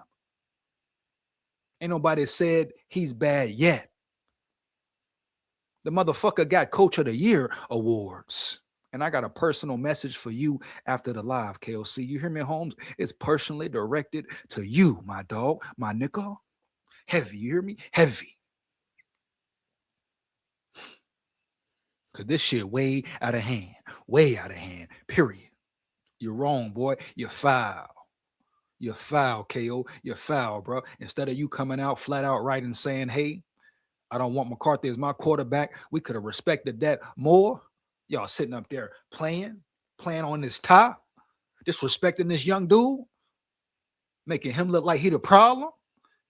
Yeah, he got stuff to work on, but his arm is crazy and worked and developed and put in the right system, which every quarterback is put into. Dummies. He a fucking star, bro. Period. But KOC worried about him doing the gritty and being competitive. Damn shame, bro. Damn shame, dog. Damn shame, dog. Let's see what AZ Bro say. He say the video game clause was because of Keem. Steve Keem, the previous GM, was a fucking shitter. When Zach Ertz signed with Arizona, they put him on the plane with K1 for him to learn the playbook. Ah, okay. So he's saying, now we get some inside scoop from Arizona. He's saying Steve Kim was a bitch, right? So say more, AZ, say more. I want the whole story, man. I want the whole story. Matter of fact, come up and tell the whole story, dog. You hear me? Heavy, no cap.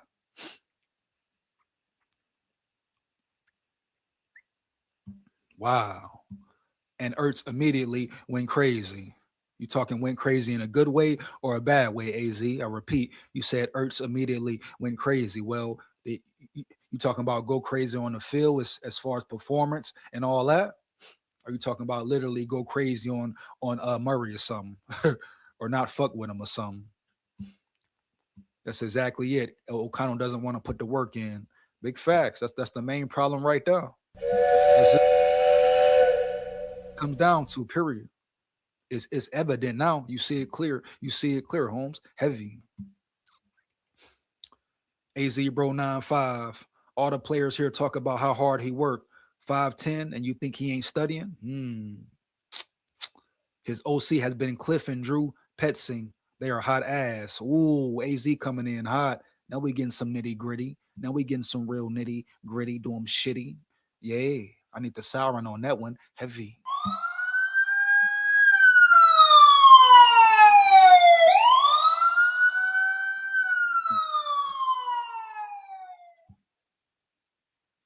Man, dog. Quasi got nothing for Bradbury, and the Patriots get a 5th-round pick. Tay Kubler in the building. Tay Kubler in the building. What up, Holmes? Heavy. SKOL VIKES. I mean, you saw what Bradbury did in New England, right? Well, you gotta chill, Glass Joe. You gotta chill, Glass Joe. 87% of Cardinals fans are homo. Whoa, calm down, Joe. You've been coming in hot, Joe. Drink some water. You've been coming in a little hot, Joe. Drink some water now. You're a little hot, Joe. You're a little hot, Joe. Drink some water, man. Drink some water. Oh yeah, drink some damn water, homie. Heavy. Period. No cap. Bottom line. That boy Joe a wild dude. He a wild boy. Develop him, bro. Y'all just be throwing him out to the wolves. Same shit they did with K1. Oh man, bro. That boy AZ talking. That boy talking tonight, boy. Do him dirty, AZ. Do him dirty, boy. Hey, what a siren that, bro. Heavy. SKOL VIKES. Wow, epiphany. The best comment of the night, epiphany. Development. What is it, AZ? Development. How ironic. They got Colin Murray looking bad, but he's saying they did the same thing with K1. He called him K1 round yonder. Wow. Wow.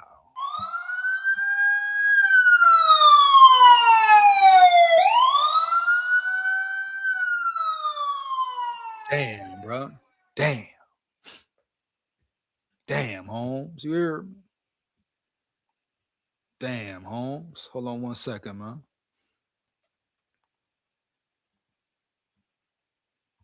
So when you gonna drop the link, I'm gonna drop it in a little bit. SKOL State of Mind. Get into this next segment. But before the next segment, I'm gonna drop it after that, man. You hear me heavy. KOC is no leader of men. That is factual for sure. JD in the building. JD in the building. Real talk. Real talk. Real talk. Real talk. No cap. Oh yeah. Oh yeah. Real shit, JD. Real shit. Give it to him real. Give it to him raw. Yeah. Straight up. Heavy. Kyler K1 is elite. 28 won his entire life. Only person ever to be drafted top 10 in two sports. He goes to AZ, who is historically ass, and K1 the issue. Nah, laugh my ass off. Oh man, hey, Kyler Murray, boy, you better respect this man here. He's speaking up for you, boy. Kyler Murray, you better put some respect on this man named AZ, bro, in the building here, boy. AZ, you know what, boy? I like you, my dog. You're a real Levitt dog. You the type fan that speak up for your players when they've been wrong, right? You really ride with the players, ride for the teams, right? Yeah. You probably the only one, Holmes, speaking up for Kyler Murray for real. For real, dog. No cap, heavy. You probably one of the only ones in Arizona believing in Kyler Murray still, right? Damn, bro, that's real trippy, real trippy. Oh man, shout out AZ bro 95, a real Arizona Cardinals fan. Respect it, bro. Respect it. You know? So we talking about Kyler Murray, we talking about McCarthy. We're gonna go ahead and get into this segment. Now I'm gonna do the video first, then I'm gonna really break it down. I'm really tired of reading articles on it. I ain't gonna cap like the articles that's coming out. It's always an article. That's the main thing. Oh, McCarthy, Murray. Oh no, it's a new quarterback in the mix. McCarthy, Murray. Oh no, it's Mac Jones in the mix. Boom. McCarthy, Holmes, Murray. Oh no, it's somebody else. Another name. Just get to it and do it. Whatever the hell you gonna do, so we can know what the hell going on. Damn, bro. For real. Give me 1 second though, bro. Period. Damn, Holmes, you hear me? Heavy. Come on, bro. Like, stop the cab. You know?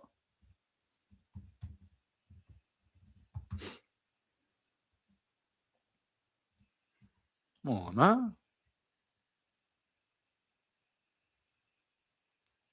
To this crazy work, dog. No cap, though. Like, I'm just saying, no cap, though. For real. Like, get to it and do it.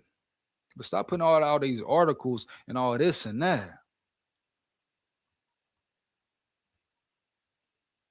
That's all I'm saying, bro. Like, all this and that, bro. You're ridiculous, bro. Hold on, man. Damn article at here.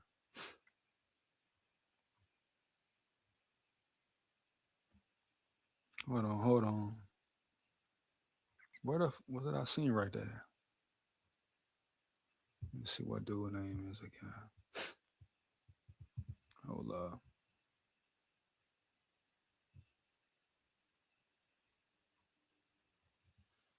What's his name, Brian? Let me see.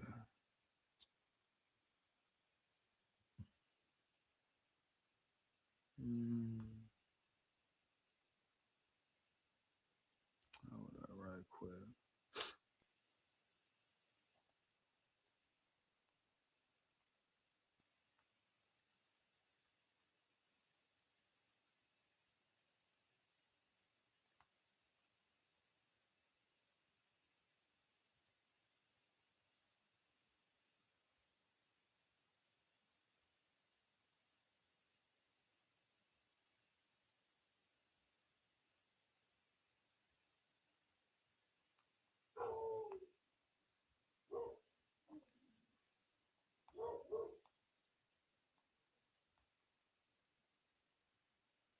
All right, fuck it. I'll look. We're gonna go ahead and get into this one right here. See what these guys gotta say. Hear from some of the some of the analysts and the so-called experts and see what they got to say about the whole situation because y'all love to hear them and be persuaded by them.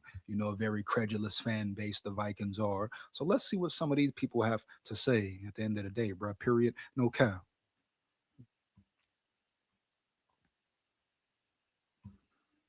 As you can see, Quasi wasn't the problem. Yeah, man, it was a lot of problems. School state of mind. Was Quasi one? Did he benefit in certain areas? Hell yeah. Did he not do his job at times? Hell yeah. But it was so much bullshit going on, back doors within the franchise. Man, we don't know who did what and who said what. But if Quasi a problem, if Quasi was a problem, guess what? He for damn sure wasn't the only problem. Just like they fired him, they should have fired Kevin O'Connell alongside with him, Holmes. Period. Heavy, man. Damn quarterback. Been there 2 years. Really one solid one. And they just get to ship him already. Disrespect him already.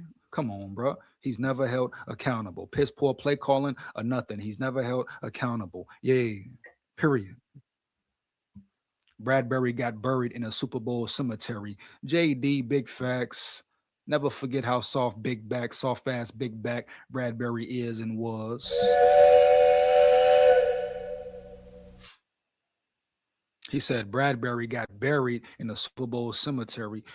Slaughtered once again. We saw who Bradbury really was and is once again.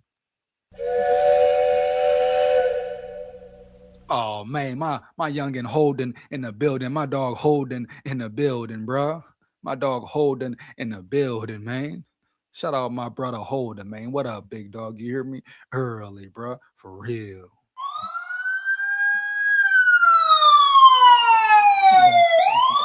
Holden in the building, homie. Heavy, you hear me, huh? Hey, no cap, bruh. Heavy. He say Bradbury went to the Bears. The Bears. Not to be a starter. Hey, if he the starter, I love it. Let's bust him up. Let's bang him up. Oh man, Holden. That's great news. That's great news for me, Holmes. Heavy. That's great news for me, my youngin. Heavy. Bradbury food. I repeat, Bradbury food. Seafood, eat food, huh? Seafood, eat food, huh? Yeah, dog. SKOL Vikes. Oh, I'm excited about that for real. Now he the backup or he the starter. If he the starter, I love it. I want some more of it. I want some more of it. Yeah, can't wait till the Vikings get a piece of him. He owe as well. He still owe as well. The hell, you hear me? Heavy, bro. Nah, actually, I'd say 40% of the fans want to keep him. There's hella out there. There's hella out here that don't know ball though, for real. Similar in Minnesota, man. Same issue amongst some of the Minnesota Vikings fan base. Don't know motherfucking ball at all. I repeat, don't know ball at all, but talk like they know ball at all. They barely show up and watch ball in the fall. Uh-huh. Yeah. You hear me, dog? No cap. But I definitely understand what you're saying, man. For real. These organizations can make a player look a certain way and make a player look damn right bad. They can just lie. We see KOC hopping on a podium, just lying, disrespecting McCarthy, lying, talking about us about him getting better and developing and all that, but straight lying whole damn time, heavy. And just getting away with per D murder. Protected, right? While McCarthy getting neglected at the highest level.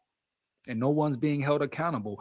Fake accountability being had. That little fake firing from Quasi, fake ass firing Holmes. They want to look like they're holding somebody accountable. That was the wrong move. We saw right through that bullshit. Now, was Quasi going against Flores? Maybe. If so, that was a dumb move by Quasi. I mean, he should have known who they would pick at the end of the day, period. And he should have known KOC would definitely play the middleman majority of the time. I mean, KOC ain't gonna put his job on the line and vouch and ride for Quasi's ass. So, and like I say, Quasi's still quiet as hell, quiet as a mouse. So I need him to speak. I need him to talk. He got a job with the Niners. I need him to talk, huh? Heavy. Now, if it's something in the contract that says he can't talk, bet. Let it be known then. Let it be known per.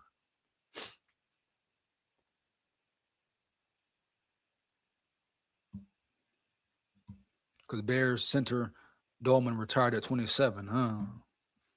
Damn, 27 Holden? Damn, why so young? What happened? Injuries? Head problems? What, man? Concussions? What? 27 years old? That's it? Damn, bro. That's real. That's trippy there. I ain't gonna lie. That's real trippy there. For real. Oh, yeah. 100%. 100%. Look at what KOC did to Sam. All I'm saying is K1 is way better. If y'all can get him going, y'all winning multiple chips. K1 to Jettas is gonna feed for decades. Well, I ain't got like I say, bro. If they do bring Kyler Murray in, bet. I mean, you get him for 1.7 mil, but at the end of the day, no. I don't care who they bring in, dog. I'm riding with 9, and I want McCarthy to get a fair shot. To me, in my opinion, it shouldn't be no Kyler Murray coming in as the one for sure. It should be a competition, period. It should be a battle for that spot. May the best man win. And guess what, AZ? I believe McCarthy will beat Kyler out for real. If I'm being honest here, I believe he will beat Kyler out. Yeah. Period. Oh yeah. But you know who I want. You know who I want? Mac Jones, the real dog. Mac Jones. Bad to the bone. I repeat, bad to the motherfucking bone. Let's get it on. Oh, yeah. SKOL VIKES.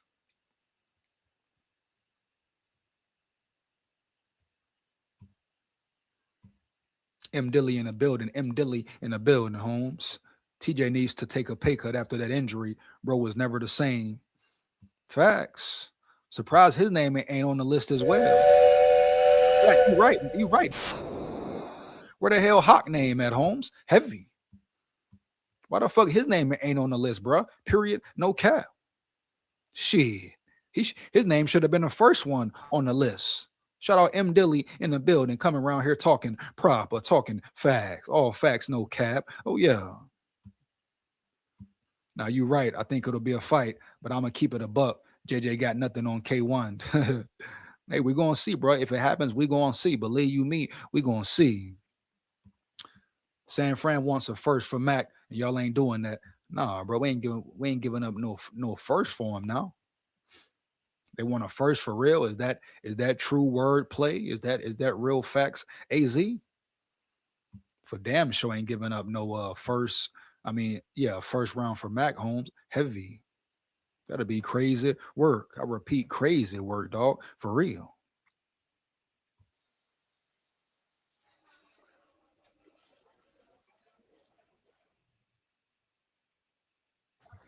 Hold on one second. Let me share this right quick. I'm getting to this video, bro. I'm gonna drop the link after this segment right here. I gotta finish this up right here. Then I got a message for KOC at the end of the live, Holmes. Period.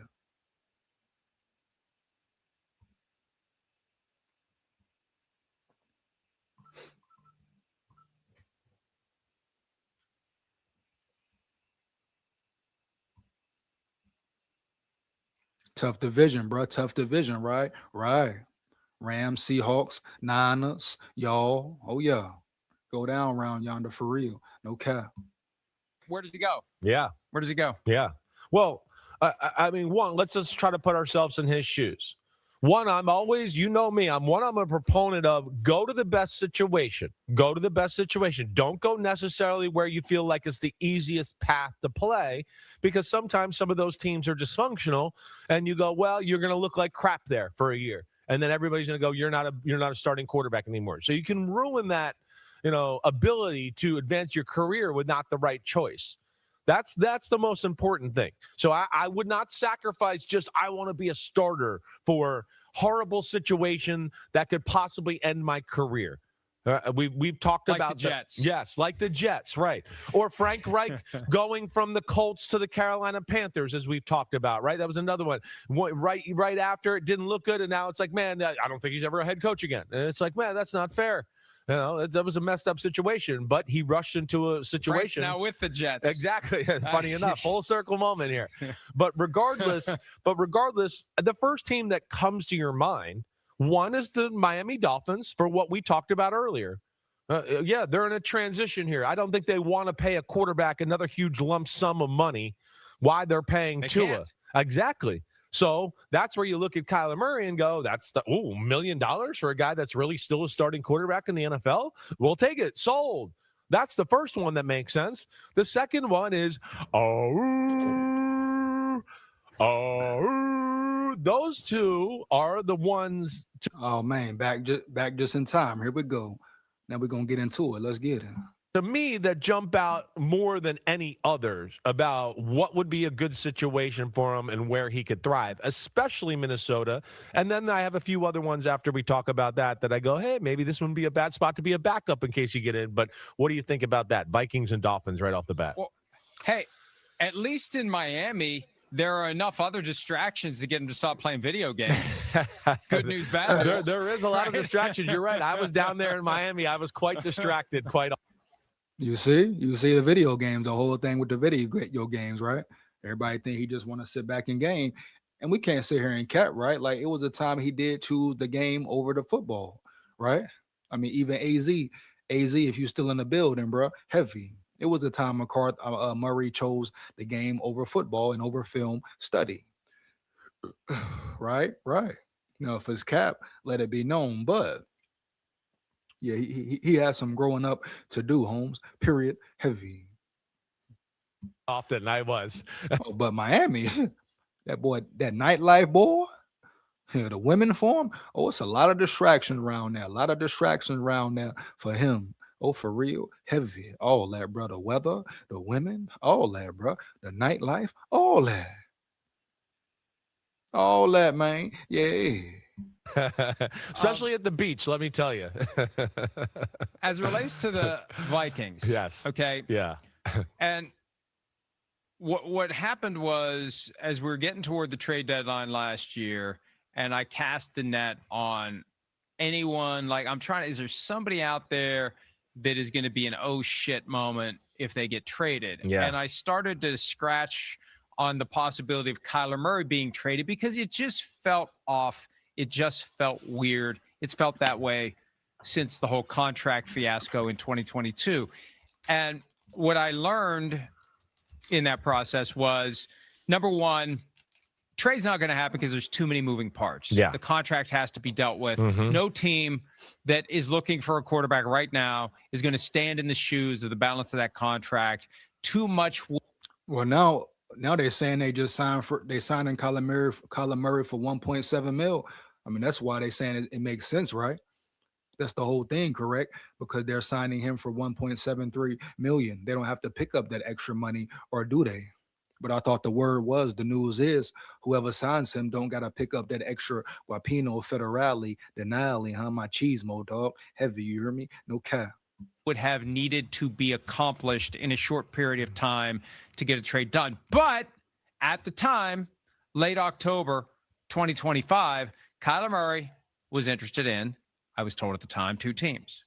The Raiders because of Chip Kelly, so that ship has sailed because Kelly got fired not long after that, and the Vikings to work with Kevin O'Connell. See, this is one of the benefits of having Kevin O'Connell is the Vikings are looking anywhere and everywhere for a quarterback. He's a magnet for guys. Mm-hmm. No, they're looking any and everywhere for a quarterback that he wants or says he wants, a veteran quarterback, Holmes specifically. Heavy, period. And let's not forget, we don't know if O'Connell can really develop Kyler Murray as well. There's no guarantee he can change his career. Yeah, he did it with Kirk. Yes, Sam. What if he doesn't like Kyler Murray's attitude either, baby? You know, what excuse is he going to use then, right? What if Kyler Murray is too much for him as well? Oh, yeah. Come on now. And we don't know if Kyler Murray is the same. The man is coming off multiple injuries. He was injured last year, majority of the season, right? Right. Period. He hasn't looked the same since that playoff year they had when the Rams smacked him in the first round. No cap, bro. Heavy. But once again, that's the narrative. That's the narrative. That's what's been happening. Blame McCarthy, make him your scapegoat, make him the scapegoat. Perfect for KOC to get up out of there and get out of trouble, get out of a sticky situation. Blame Quasi, ship him out, and you gone. Everything back to normal. Here we go again. Oh, the Wilfs. They're holding people accountable, baby. You hear me? Heavy. Stop the cab. Mm-hmm. Because people have seen what he can do with everyone but JJ McCarthy. And even then, by the end of the year, it's starting to look good. Something out of JJ McCarthy. Yeah. So that was already there last year. The Vikings and Raiders were the two teams, and the Raiders are eliminated by virtue of the fact that Chip Kelly's not there, and obviously they're going to go the Fernando Mendoza route unless they stun us that way. So the Vikings, I think, are at the top of his list. But the question is, who else would be out there that could maybe get him? And Chris, here's the big difference, because when Russell Wilson went to the Steelers, like, I don't know how many other options he had. At $1.21 million, I'm sure plenty of teams would have said, sure, we'll sign you. But he wanted the Steelers. Yeah. He wanted the Steelers. It was clear that's where he wanted to go. Murray, if he's got multiple options, there's an important thing that he needs to ask for if he's going to take $1.3 million. What's that? A no trade clause. He wants it. You need a no trade clause. Because remember, there was a time when it's like, you know what? The Steelers should just trade Russell Wilson and ride with Justin Fields. And then what's Russell Wilson going to say? No, I refuse. You become a commodity, and you're an attractive commodity if you could be traded at $1.21 million, which was Wilson's number, or $1.3 million, which will be Murray's number. So you need a no trade clause. And how about a no tag clause? So if you go and you rip it up, you don't deal with the Daniel Jones situation, which we're going to talk. He's coming from the side of it where he's saying, oh, Murray played a business side, and hey, you can't be mad at him if he played a business side. So see, Florio, he telling Murray to play all his cards right and really just have the control. Don't allow him to franchise you. Don't allow him to do this and do that. Question is, can Murray really stand on that confidently? Does he have that argument? Does he have that leverage in the negotiations? Coming off an injury, not performing the same way. What will the Vikings accept and not accept at the same time? About later, you don't have to worry about getting tagged. You will be a free agent next year. Yeah. If I'm Eric Burkhardt, who represents Kyler Murray, I'm doing a much shorter manifesto this time around, and I'm saying anybody that wants my guy, no trade, no tag. Yeah. That makes sense. You're right. He's got to protect himself that way. The Minnesota one is the one that jumps out to me more than any. That situation itself. Miami, again, there might be a path for him to play and start and do all that, but I still look at it and go, I don't know. Miami's in a rebuild. We know that. And you might go there and not look all that good, and then people will never think you're a starter ever again. Minnesota, on the other hand, we know is good. You talked about O'Connell. And what else is going to perk up quarterbacks? Oh, whoa, Justin Jefferson, Jordan Addison, TJ Hawkinson. Holy crap, Batman. I mean, we got those three. Oh, damn. We got good offensive line. I can be protected. That's what's good for Kyler Murray. And then you're there in a spot where maybe you could beat J.J. McCarthy out. Maybe you could beat him out. Or what we're seeing is J.J. McCarthy might have, an injury problem to where you're going to get the play. And then I like the fact he said maybe you can beat him out. So his thing is about it being a real competition at the end of the day, period. So shout out Sims for throwing that little tidbit in there. Yeah, and he said something about the Vikings O-line. First of all, let's calm down on the O-line, Sims. I'm sure you probably didn't watch a lot of Vikings games, but the O-line struggled at times, Holmes, for real. They played well at times too. A lot of that had to do with KOC and his bullshit play calling. But certain shit like that, you wouldn't know, right? Right. SKOL Vikes. And if you do get to play, you're going to be in a spot where you're positioned to succeed. So that's where I look at that. Let me throw another one at you. The Indianapolis Colts. Why would you not? If Anthony Richardson's not in town, Daniel Jones, we know they want him to be the starter. But damn, you can protect your organization with somebody like Kyler Murray in case Daniel Jones is not quite himself or gets re-injured or has another issue there, instead of like, oh, well, the playoffs are out the window. It's Riley Leonard. He's not ready yet. Oh, it's over. That's what we saw last year. And I think that Shane Steichen knows how to spread people out and do that. I think he could actually work really well with Kyler Murray. He'd fit that offense. He really would. So that's another one that jumps out to me as far as just pure, having a chance and setting yourself up the right way. And then I'm going to just throw two other teams on here just to end it up. I don't care about the two other teams. I don't care about who else they're talking about for real. In all honesty, this is strictly Vikings business here. I repeat, Viking business here. You hear me, dog? No cap. Get back to it. So I don't care about the other noise about where could Murray go, where could he not go, this, that. I don't give a damn.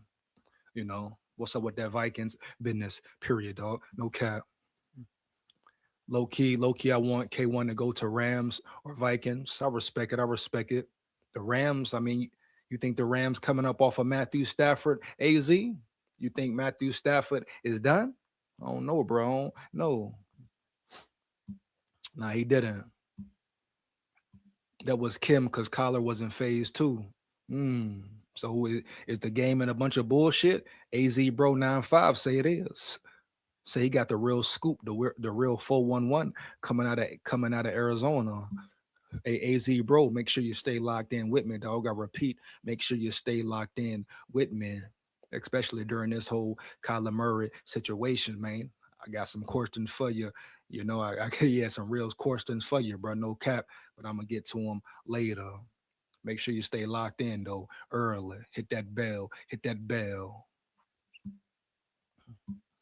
He's gonna be signed for 1.3.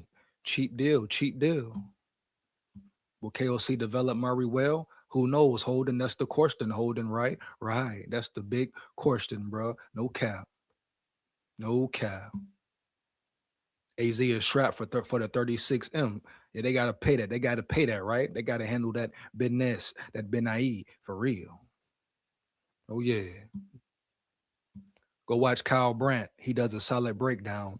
Jonathan Gannon literally had K1 over to his house for dinner all the time. He ain't a problem. Damn, that boy AZ coming in high. That boy AZ saying it's the punk ass GM round there for real. Heavy, homie. Yeah. Bitch, yeah. Oh, yeah. He coming with it. He coming with it tonight. Coming with it. I like that, bro. Yo. He got benched because Petsing couldn't adapt to his offense, couldn't adapt his offense. So he played garbage time ball with Jacob Brissett. Damn, homie. Wow, bro. That sounds similar to Minnesota. What's going on right now? KOC can't adapt to him, to JJ, or he don't want to adapt to JJ. He don't want to put the time in to work and adapt for JJ. That's what's going on right now in Mini. How ironic, AZ. Well, damn, bro. Heavy. SKOL damn Vikes. Yeah. Now I'm looking at Kyler Murray a little different. Now I hope you legit with it, AZ. I hope you legit with it, my levy dog. But the shit you saying now, yeah, bro, heavy. And what's going on in Mini right now? Oh, I could believe it. I could definitely believe it. Yeah, I could definitely believe that though. I ain't gonna cap. For real, bro. Heavy. Because the way KOC is lying and conniving and secretly just dirty as a bitch. Oh yeah. Shit, yeah. It could definitely it could have definitely went down that way. Real foul play. If you ain't buying it, look at the score sheets. When Jacoby played, we were losing by double digits every week. Coming in hot, Holmes. He coming in hot, Holmes, for real. My dog AZ Bro 95 in the building. Yeah, we gonna stay locked in, bro. We gonna stay locked in. SKOL Vibes. Oh yeah. Period. Shout out Arizona too, though. Man. Stafford called K1 to get him over, allegedly, of course. Wow. Shit crazy, bro. Shit tripping, man. Shout out AZ Bro once again, coming in the building hot, stating the facts. You hear me? Heavy. He said he bringing the real facts. No cap. Well, look, I'm finna drop this link. Finna take a little intermission. I shall return. Give me a few minutes and we finna get it going. You want to come up, lock in with me. I repeat, you want to come up, lock in with me. Say how you feel, but make sure it's real. Come on in, man. I repeat, come on in. Heavy. Give me 1 second. Oh, yeah. Mm-hmm.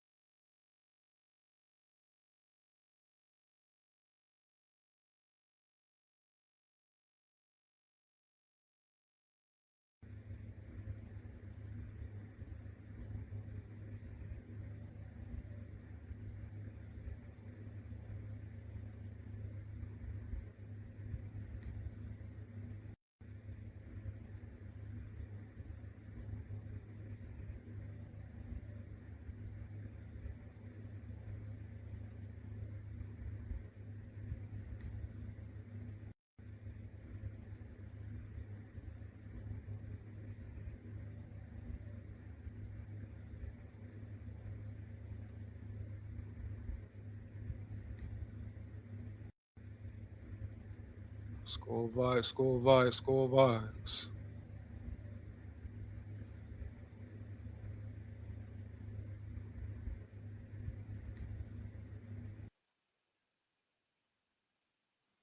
SKOL Vikes, SKOL Vikes. Here we go, man. Back again, back again. Wanna come up? Let me know. You wanna come up, lock in? Let me know, bro. In the chat, if not, I'm gonna go ahead and get to the last segment of the live. KOC, I got something to say to you, bro. A direct personal message. Period. AZ, bro. All right, man. I'll catch you later. I'm about to be busy. Y'all stay safe out there and bless y'all.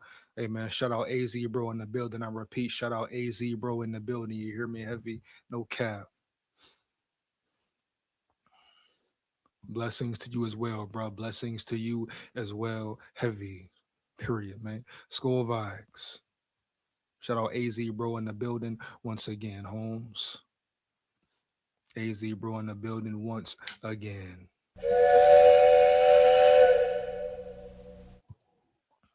See what other news we may have. Let's see here, man.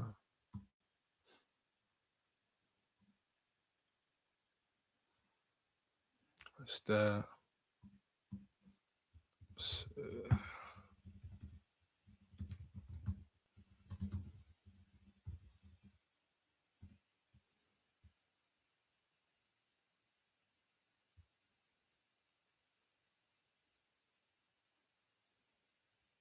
Pretty much the same shit there.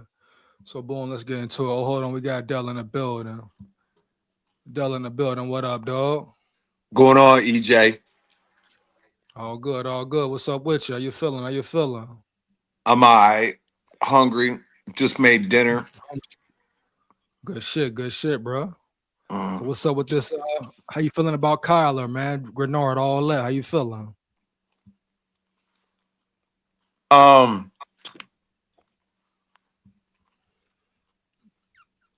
Sorry. Good, you good. Take your time, bro. Take your time, you know. Yeah. I think if Kyler want to come compete, then come on, you know? Right. But do you so you think it should definitely be a competition, right? Like he should have to battle with McCarthy, right? Yeah, of course. Of course. Thank you. I mean, You know? There's too many times in life that like something is assumed better because it's under a name brand. You Right, know the what I'm name. saying? Mm-hmm. So, Yeah. Cream rises to the top, man. Yeah. You know? Yeah. Like I've been saying, bro, I want Mac Jones. I stand on that 10 toes down. But see, the problem is, Dale, KOC is a fucking glib speaker and a great liar. He's been lying the whole time. We peep it now. This man said from jump off season, bro. Oh, it's about growth and development. What does bitch ass just said to combine? Oh, growth and development, a real quarterback competition. Whole time he been looking for a way to get McCarthy out the door. You hear? He's never It would held appear that accountable. it would appear that way. It would appear that Like, way. all I'm saying is, damn, can the man prove he can develop a rookie that he wanted at number 10? Like just off GP, bro, he wanted him at number 10.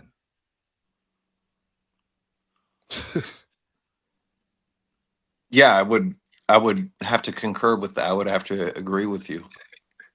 It's crazy, O's. Hold on, we got D-Woods in the building. D-Woods, what up, bro? Where you been at, man? Hey, man, I'm at work right now. You know, I had to go do some things real quick. I just had to tap back in. What up, Dale? My brother Going from on, another man? mother, my light-skinned brother over there. EJ, you may not know this about me, but I'm on some revolutionary shit over here, man. Oh, yeah, real talk? Okay. Real talk. Hell yeah, bro. So how you feeling, D-Woods, about the whole Murray thing, man? You say you don't want Murray, huh? I don't want Kyler, man. I don't want Kyler, man.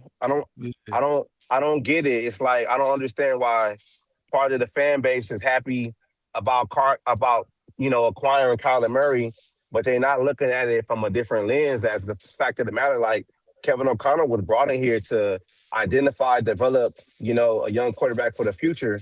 And it Right. seems like that shit has like fell on deaf ears, and we just want to be in win now mode. And it's like, okay, if you get Kyler, and let's say Kyler does have a great season, and we get in the playoffs, say we lose or whatever, and we don't win a Super Bowl, it's going to put you right back in the same situation we've been for the past couple of seasons. It's right back with Sam Darnold, dog. Yeah, Just it's 1 year right back with bullshit. Sam. Exactly, it's right back with Sam Darnold.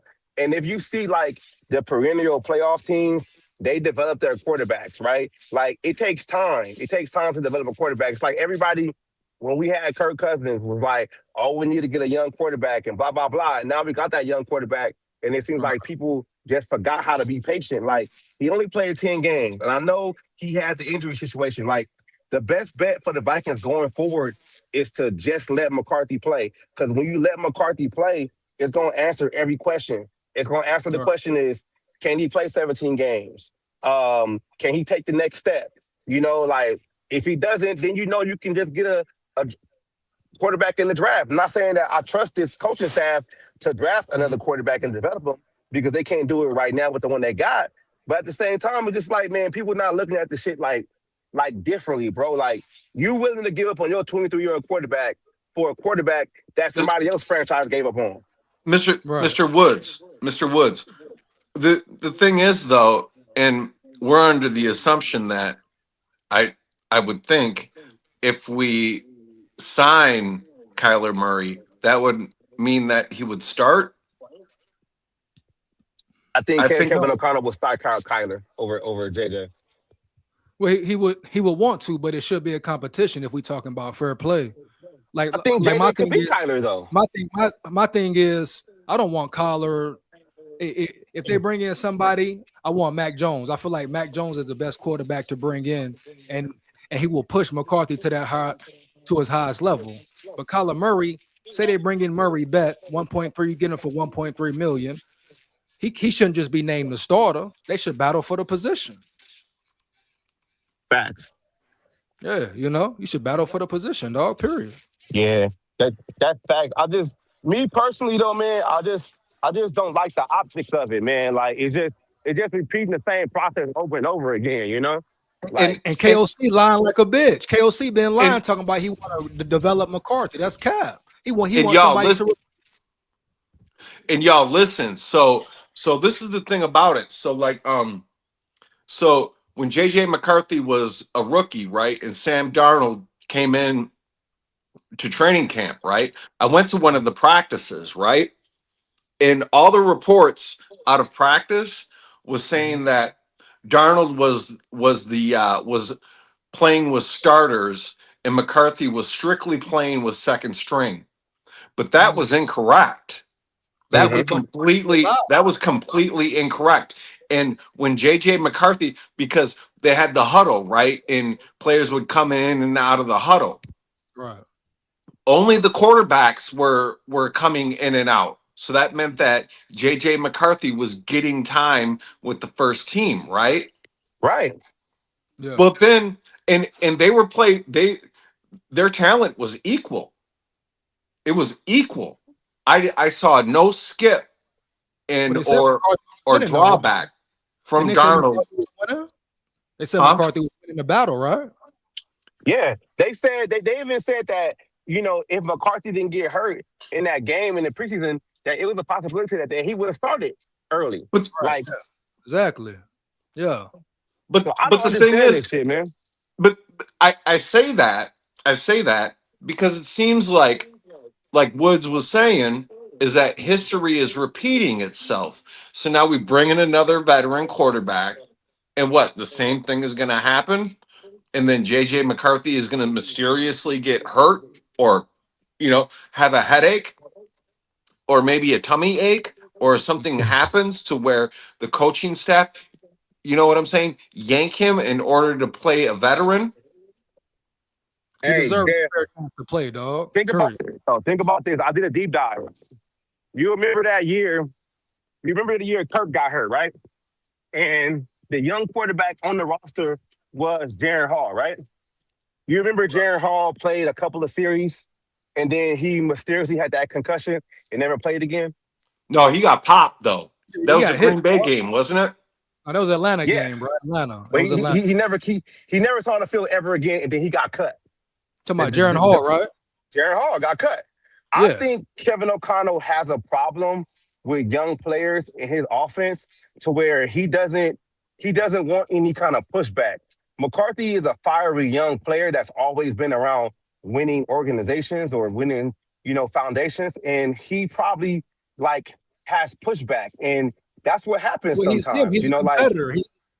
He's a competitor. He's arrogant at times. He plays hard, you dog. want to That's compete. right. That's him. And- Don't change and build. And I don't think O'Connell can deal with that. Like, I think O'Connell just wants somebody to run his offense the way he wants to run it and not give any pushback. That's it. Sam Darnold, Kirk Cousins, Kyler Murray, probably all that. You know what I'm saying? He can't. Yeah, I don't think help Kyler Murray's even McCarthy upgrade. energy, dog. Just what he brings, Holmes. Abe, I want to. Yeah. How you feel about JG though? And you saw your Instagram message, huh, bro? Man, I didn't even respond, man. I be on X more than anything. So Okay. I gotta do better with that. I gotta do better. How I feel about Jonathan Gennard? Yeah, Grenard, dog. Hey, I've been saying it for the past couple of months, man. You got a young pup in Dallas Turner. The last thing you want to do as an organization is keep Dallas Turner as a rotational player for the next couple of years, and then you got to pay him when he gets to the fifth-year option. Let's see what Dallas Turner can be.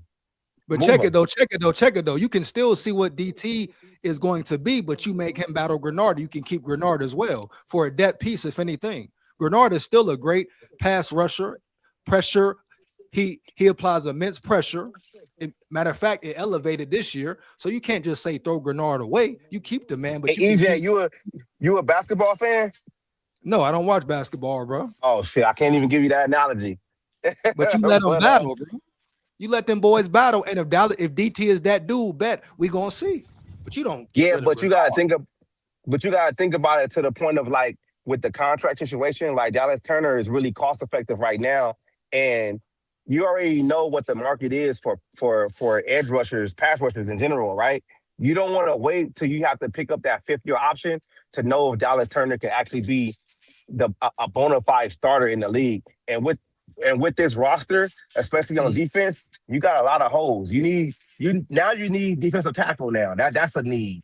Safety is a need. Linebacker is a need. Like, you might have to take from one of your luxury positions, which is edge rusher, with moving Grenard and maybe get a pick or two and maybe solidify somewhere else to get more depth pieces.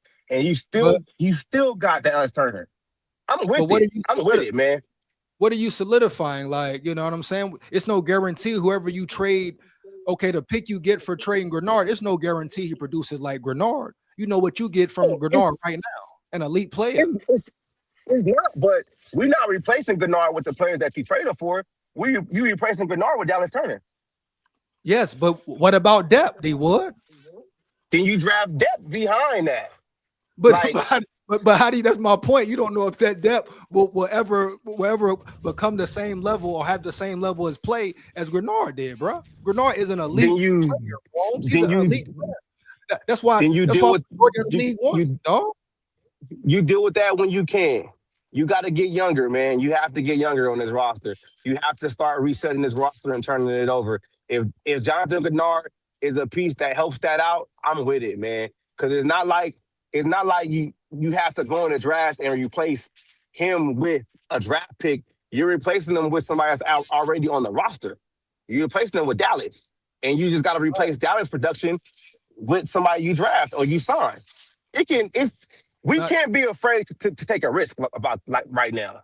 We can't. I'm not saying that. No, don't be afraid to take a risk, but make it make sense though. Like you can do that with somebody else, or you can restructure some things. Who else would you do it with? I mean, can you do it with Brian O'Neill? Nah, you can't really move Brian O'Neill because he's the captain of your offensive line. Captain, he's on a decline. But he's still the captain of the offensive line. Brian O'Neill is on a decline though. Even though Brian O'Neill might not be the same player he was a couple of years ago, but he still is the captain on that defensive line, on the offensive line. Like you can't trade that away. You saw what happened when they traded the captain on the D line. Kirk Cousins was a captain, dog. Kirk Cousins was a captain, Holmes, and he was horrible. You know, But I mean, I Brian, get it. but Brian O'Neill leads the offensive line though. Like they follow his lead. He leads the offensive line. He's I would. he might not, I'm telling you, bro. He might not be the player he was when he was younger, but he Uh, still can play. He still well, can play. he I'm can not saying play. Yeah, you don't draft his replacement eventually, but at the but same this time, time, it's like you don't want to give up Brian O'Neill, man. You hey, don't have nobody on the roster behind him that can play right now. if you can get a draft pick for him, Nah, man, you can't move Brian O'Neill, man. I mean, Nah, you, I'm just throwing you, I'm just throwing names out there. I'm just saying, he, like you say, you can't move hey, man. Brian O'Neill. I feel like you can't just move JG like that, Holmes, because JG I think JG is easier to one. move. I think JG is easier to move because you already have a replacement behind him.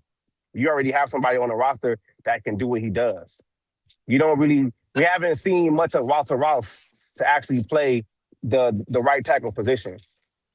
I mean, But it's like no that guarantee. But hold on, have we seen enough from Dallas Turner? Now he played better this year. He turned at the end of the that's season. what I'm saying. But can That's we what I'm say saying. he's We better gotta than Jonathan Grenard though? We No, haven't I'm seen not that saying yet. I'm not seen it yet, saying right? I'm not saying he's better than Jonathan Grenard. What I'm saying is you don't want to put yourself in a position to where you have to pay Dallas Turner eventually, and you do not know that he can be a full-time starter in this league by having the luxury of riches with Jonathan Grenard in front of him. And we saw Dallas Turner play both spots. He subbed for Van Ginkel, he subbed for Jonathan Grenard. He actually played better when the season kept going. You are going into year 3 with Dallas Turner next year. The year Right. after that, you're going to have to pick up his 5th-year option. You don't want to wait. You don't want to wait to where you got to pick up his 5th-year option and he is still a part-time player. You need to make him a Who's saying full-time he's player now so you know. D-Wiz, you're missing the point though. D-Wiz could check it. My whole thing is this: beat out. If he's a full-time player right now, bet, and it's Roll Tide full of pride. But let DT go prove that beating out Grenard. He's already proved he can do the same thing Grenard can do. He's already proved he can do that. He can prove it. Hey, D-Wiz, we saw a he few can do games, it. Holmes. He Now, I can do understand it. He can better, do it. But we can't get ridiculous and say he's just All clearly right, better. let me give you the basketball knowledge, and this is how everybody understands it. So everybody know I'm a big Laker fan, LA all day, right? Mm-hmm. So when the Lakers drafted Kobe Bryant played under Eddie Jones. I thought he was Cedric drafted by Ceballos. Portland.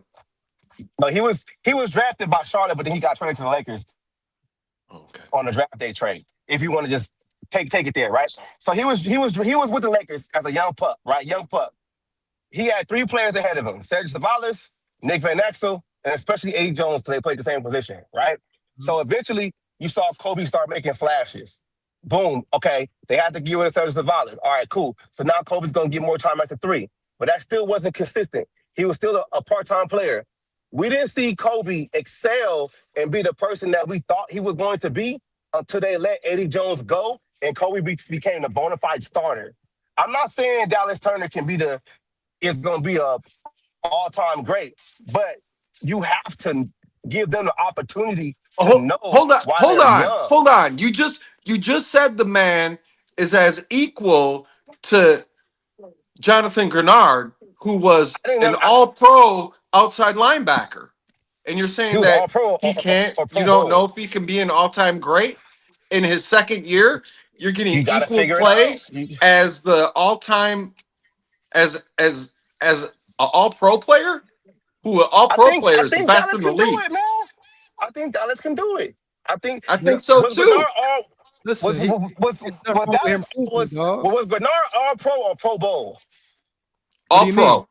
He was an all pro not last year, the year before.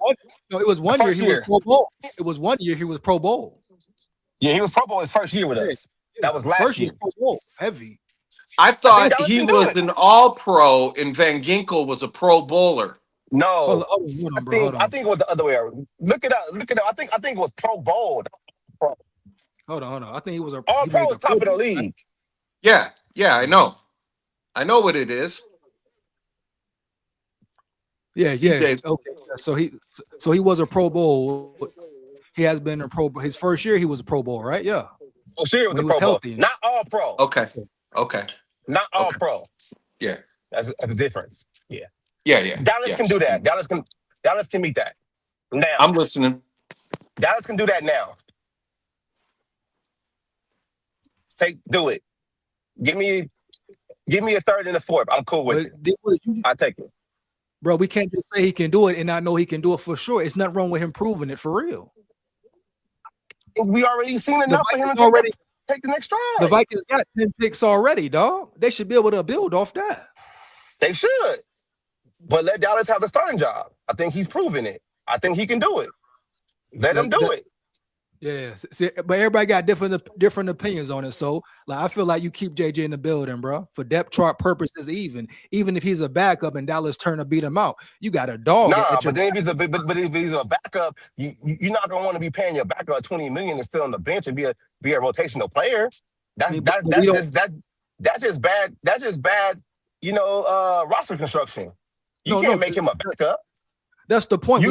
We saying if he is a backup, if that's the case, you get rid of him the following year. Nah, you just get rid of him now while he's hot.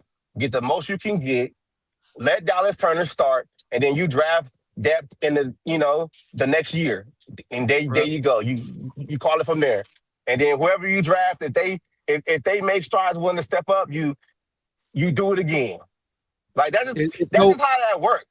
You got to develop. The Vikings always done that though. But the Vikings always done. I mean, I don't know about the development now on this roster, and y'all know how I feel about that shit. I think Dallas is probably one of the only ones that's actually showed any kind of development. But if you look at the Vikings, when we're talking about pass rushers, they always had guys in the waiting to where when a guy gets old or a guy goes somewhere else for more money, somebody's stepping up. Always. So we there right now. But they still had depth in certain areas as well, though, dog. Yeah, they can get the depth, man. Depth ain't a problem. You can draft somebody under Dallas. You just might have to sacrifice Bernard to do that. It's not a big deal. Dallas can get the job done.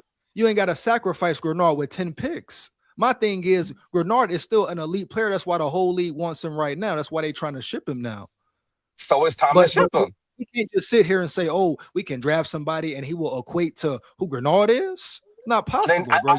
I never said that. I never said that he's going to equate to Grenard. What I basically said, my whole argument is, you do not want to wait as a franchise to where you have to pay Dallas Turner to where he is still a part-time player. You need to make him a full-time player now, so you can get the most out of his rookie contract. If you feel like Dallas Turner cannot be a full-time player in this league, then you get rid of him. I want him to earn now, it, bro. He needs to step up. I want him I need to get that job with Dallas Turner. I just think that's a luxury at that edge rusher position right now. I feel like giving him the job. I don't think that's the right move, man. It takes a certain edge away. But he already earned it. He earned it from He will earn it. He will earn it if he beat Grenard out this year. I will say he earned it then. Grenard was hurt, man. When Grenard's healthy, he's elite. Check the stats. You can't beat a guy out. You can't beat a guy out to where you're on the third year of a rookie contract and that guy's already making $25 million. You can't beat that guy out. You can't beat him out. You beat him in training camp, bro. What do you mean? You can't beat that guy out because the team's gonna want to play the guy they playing the most. That's cap, bro. Shit works. That's not cap. That's real. So basically, that's how that shit works. So basically, you're saying if the Vikings bring Murray in, McCarthy has no chance then.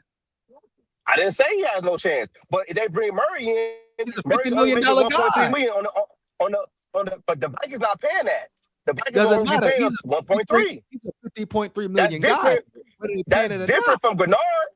That's different from. He's not a. He'll be coming here 0.3 vet minimum. You got to think about Grenard. So what you're McCarthy still got a chance to beat him out. So what you're saying is depending upon the price point in which we sign Kyler Murray determines whether he's going to start or not. No, I never said that either. That's what EJ said. No. I I was just Oh, I playing. didn't say that. And I get it. I get it. Like if an organization is paying a player $25 million to come in and play a certain position, but they got a younger player that's as good or even better, that they're gonna bury the It's gonna be younger hard for that player person to. because Yeah, they have exactly. so much. They have to be right. I'm sorry. They have to be right. They paid $25 million to be They already right. invested the Hold asset. on, hold on, hold on, hold on, hold on, hold on. That's You what said I'm that saying. That's what I'm they're saying. ready. Thank They're you, ready to Dale. That's trade exactly what I'm Bernard right saying. now. They're ready It's to trade fucked Bernard up. right Yeah, now. so they won't have that problem. So what do you mean he can't beat him out? They're ready to trade him right now. If a trade It's doesn't happen, fucked So they up. won't have that problem. So what you like? What do you mean? I don't mean like I don't add up, bro. They're No, it Nah, does I don't add think up. you. It does add up, I don't think you. unfortunately. I don't think you're looking at. I don't think you're looking at roster construction. That's why I'm saying if you have the option of moving Grenard right now for picks, do it because then you can just move Dallas to the starting role, which is fine. You're not really missing too much. You can just let Dallas develop and do what he can do. I get what you're saying. You want all the best players to stay on the team.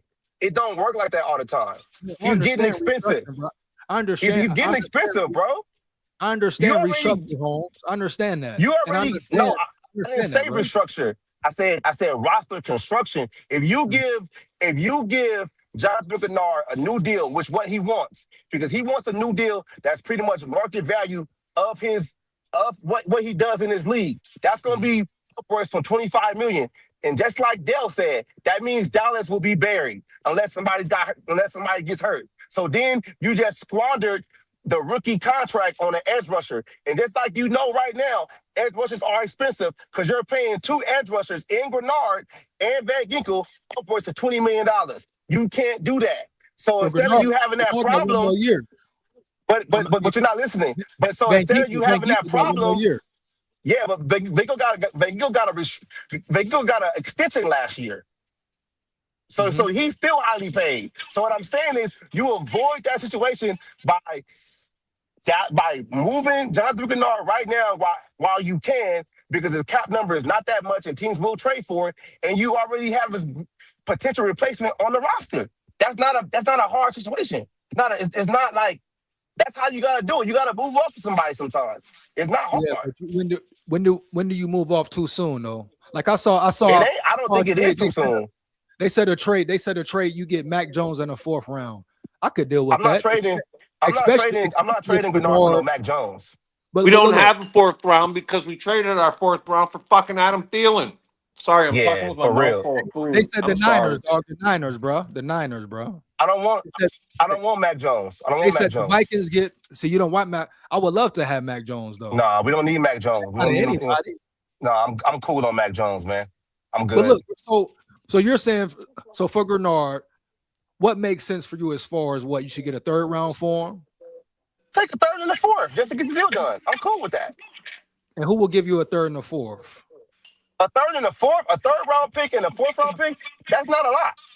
Man, I need more than that for Grenard, dog.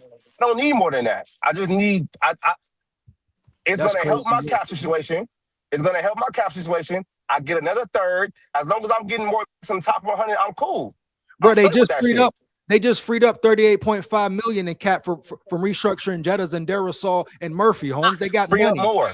You don't just get Free rid up of more. Grenard, Holmes. Grenard is not some. I don't know why you trying to hold on to Bernard? Like, because he's an elite player, Holmes. That's why. I wouldn't say he's highly elite.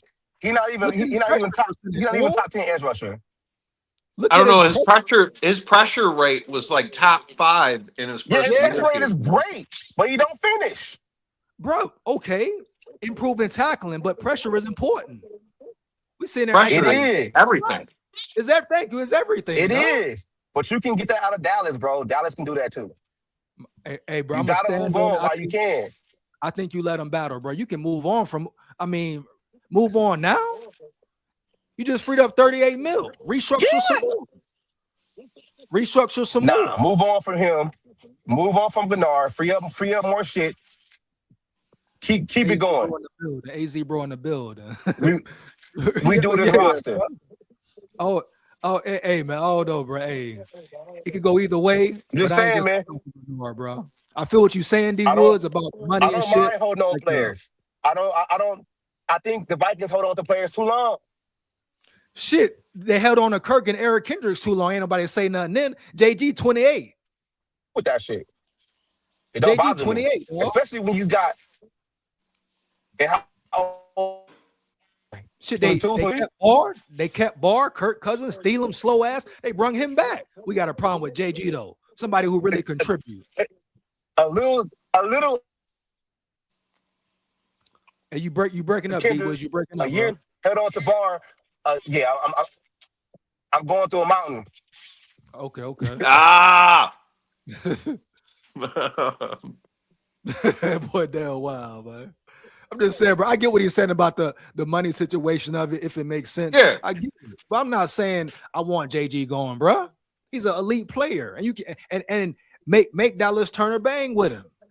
Yo, if he ends up going, EJ, if he ends up going, Yeah. we need a second or first for him. Hey, second, dog, or first? Cause like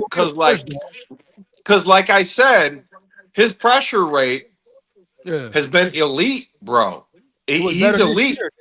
It was better this year, and he played less. He was injured a lot of the year, especially the end. Because they go on percentages too. You know what I'm saying? Yeah. It isn't just pressures, bottom line, just like sacks. Yeah, I just read it early. And truth be told,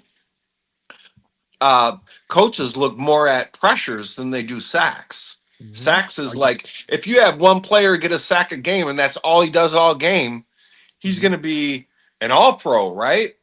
But what if he gets dogged out the rest of the game, but he makes that one play? Is that player good? And JG, I don't know. He's good at getting pressure. He's good at the run game, stopping the run, helping stop the run. He's not just some simple player you replace, Holmes. I get Dallas Turner. Everybody think you're ready. Cool. Make him prove it, though. It's not wrong with them competing. I ain't buying all that. Oh, he's getting 25 mil, so they got so that DT can't win the job. I ain't rocking with that, bro.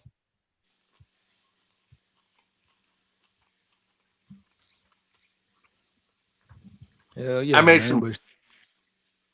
some chicken parmesan. Fire. Oh my god. Hey, what's that dude's name you said? Xavier Harris. Yeah, Xavier Harris. Where he play at? Ole Miss. Look him up. All right, bet. Xavier Harris. Ole Miss. Oh, he big, dude. He probably the biggest dude out there coming out. He played in the bowl games, right? Yeah, bro. Yeah. You're gonna be looking at we're gonna be previewing our next true nose tackle, my friend. Actually, he can play up and down the line. As his tape at Ole Miss has him playing the same role as Jalen Redmond. Shout out Big Red 6'1". Yo. Let's run that. Let's see what it do, man. You see, but I noticed that, hey, bro, if it's them copyrights YouTube be tripping on that, bro. So I gotta. I know. Don't. Yeah, I can read his profile. I can read his profile and shit, but I don't know about no videos, Holmes. Let me see though. Damn. Yeah, they been tripping. That shit's so dumb too, bro. Like what? Come on, no. Because he isn't even that high profile, man. He should, huh? 6'8" Holmes? Yeah, bro. I'm telling you, he might be the biggest dude out there, man. Damn, sleeper. Can you say sleeper, bro? Bro, look at his tape, homeboy. 6'8", 330. Wow. He a fucking monster, homeboy. Facts. Production score. What is he? His production score was a 60 in the combine, but you can't coach size at the end of the day or speed.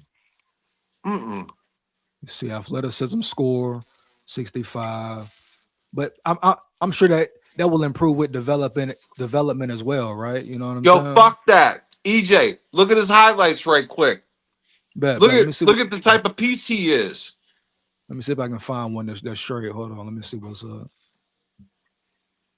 What was his numbers this year, you know? Not all that good, but like he wasn't asked to do nothing but really eat up eat up space, man. That's what really defensive linemen, especially like when you in a 3-4, you trying to keep your linebackers clean, man. You know, you're trying to keep the offensive linemen off your linebackers so they can make hits on the quarterback or running back, right? But this dude is like straight up shedding blocks and making tackles on the running back, like stuff and shit. Yo, peep game, bro. Hold on. I'm finna check it. Hold on. Do you see the screen? Hold on. Check some of his highlights out real quick though. Hold on.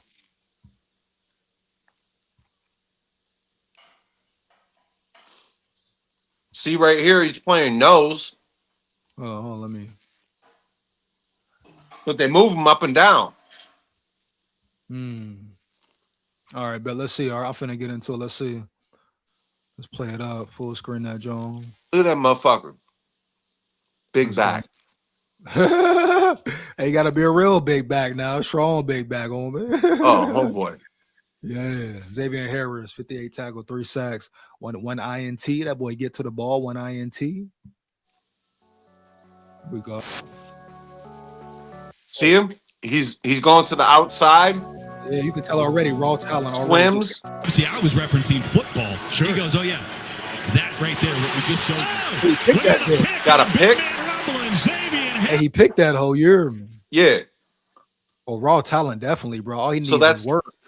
That's awareness. That's awareness and ball skills. Like you might be able on the slide to drop him back in coverage. Bro, think about he get on a program too, nutrition, weight room program. Man, bro. Bro, watch his tape, bro. Watch where they like. See, now he's a defensive end. Look at him take on the tight end and tackle and make the tackle. No gain. 2nd and 10. Green in trouble in the backfield. Look at that. You ain't going nowhere. That's a 4-yard loss. Enter the portal, but return. See what I'm saying? Oh, look at that swim move up the middle, though. Ends up the quarterback set. You know what I mean? Look at that shit. Compressing the pocket, bro.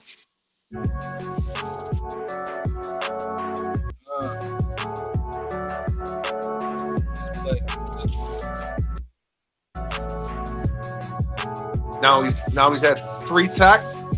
Boom. Man, get out of here, man. Let's go. Get out of here. 2nd down. Oh, you also wrote in the score from Missouri, but a nice dude is AU. Arkansas missed a field goal down here in the first half. Madden. Xavier Harris. Look at, see, now he's playing defensive end. They're moving him all over.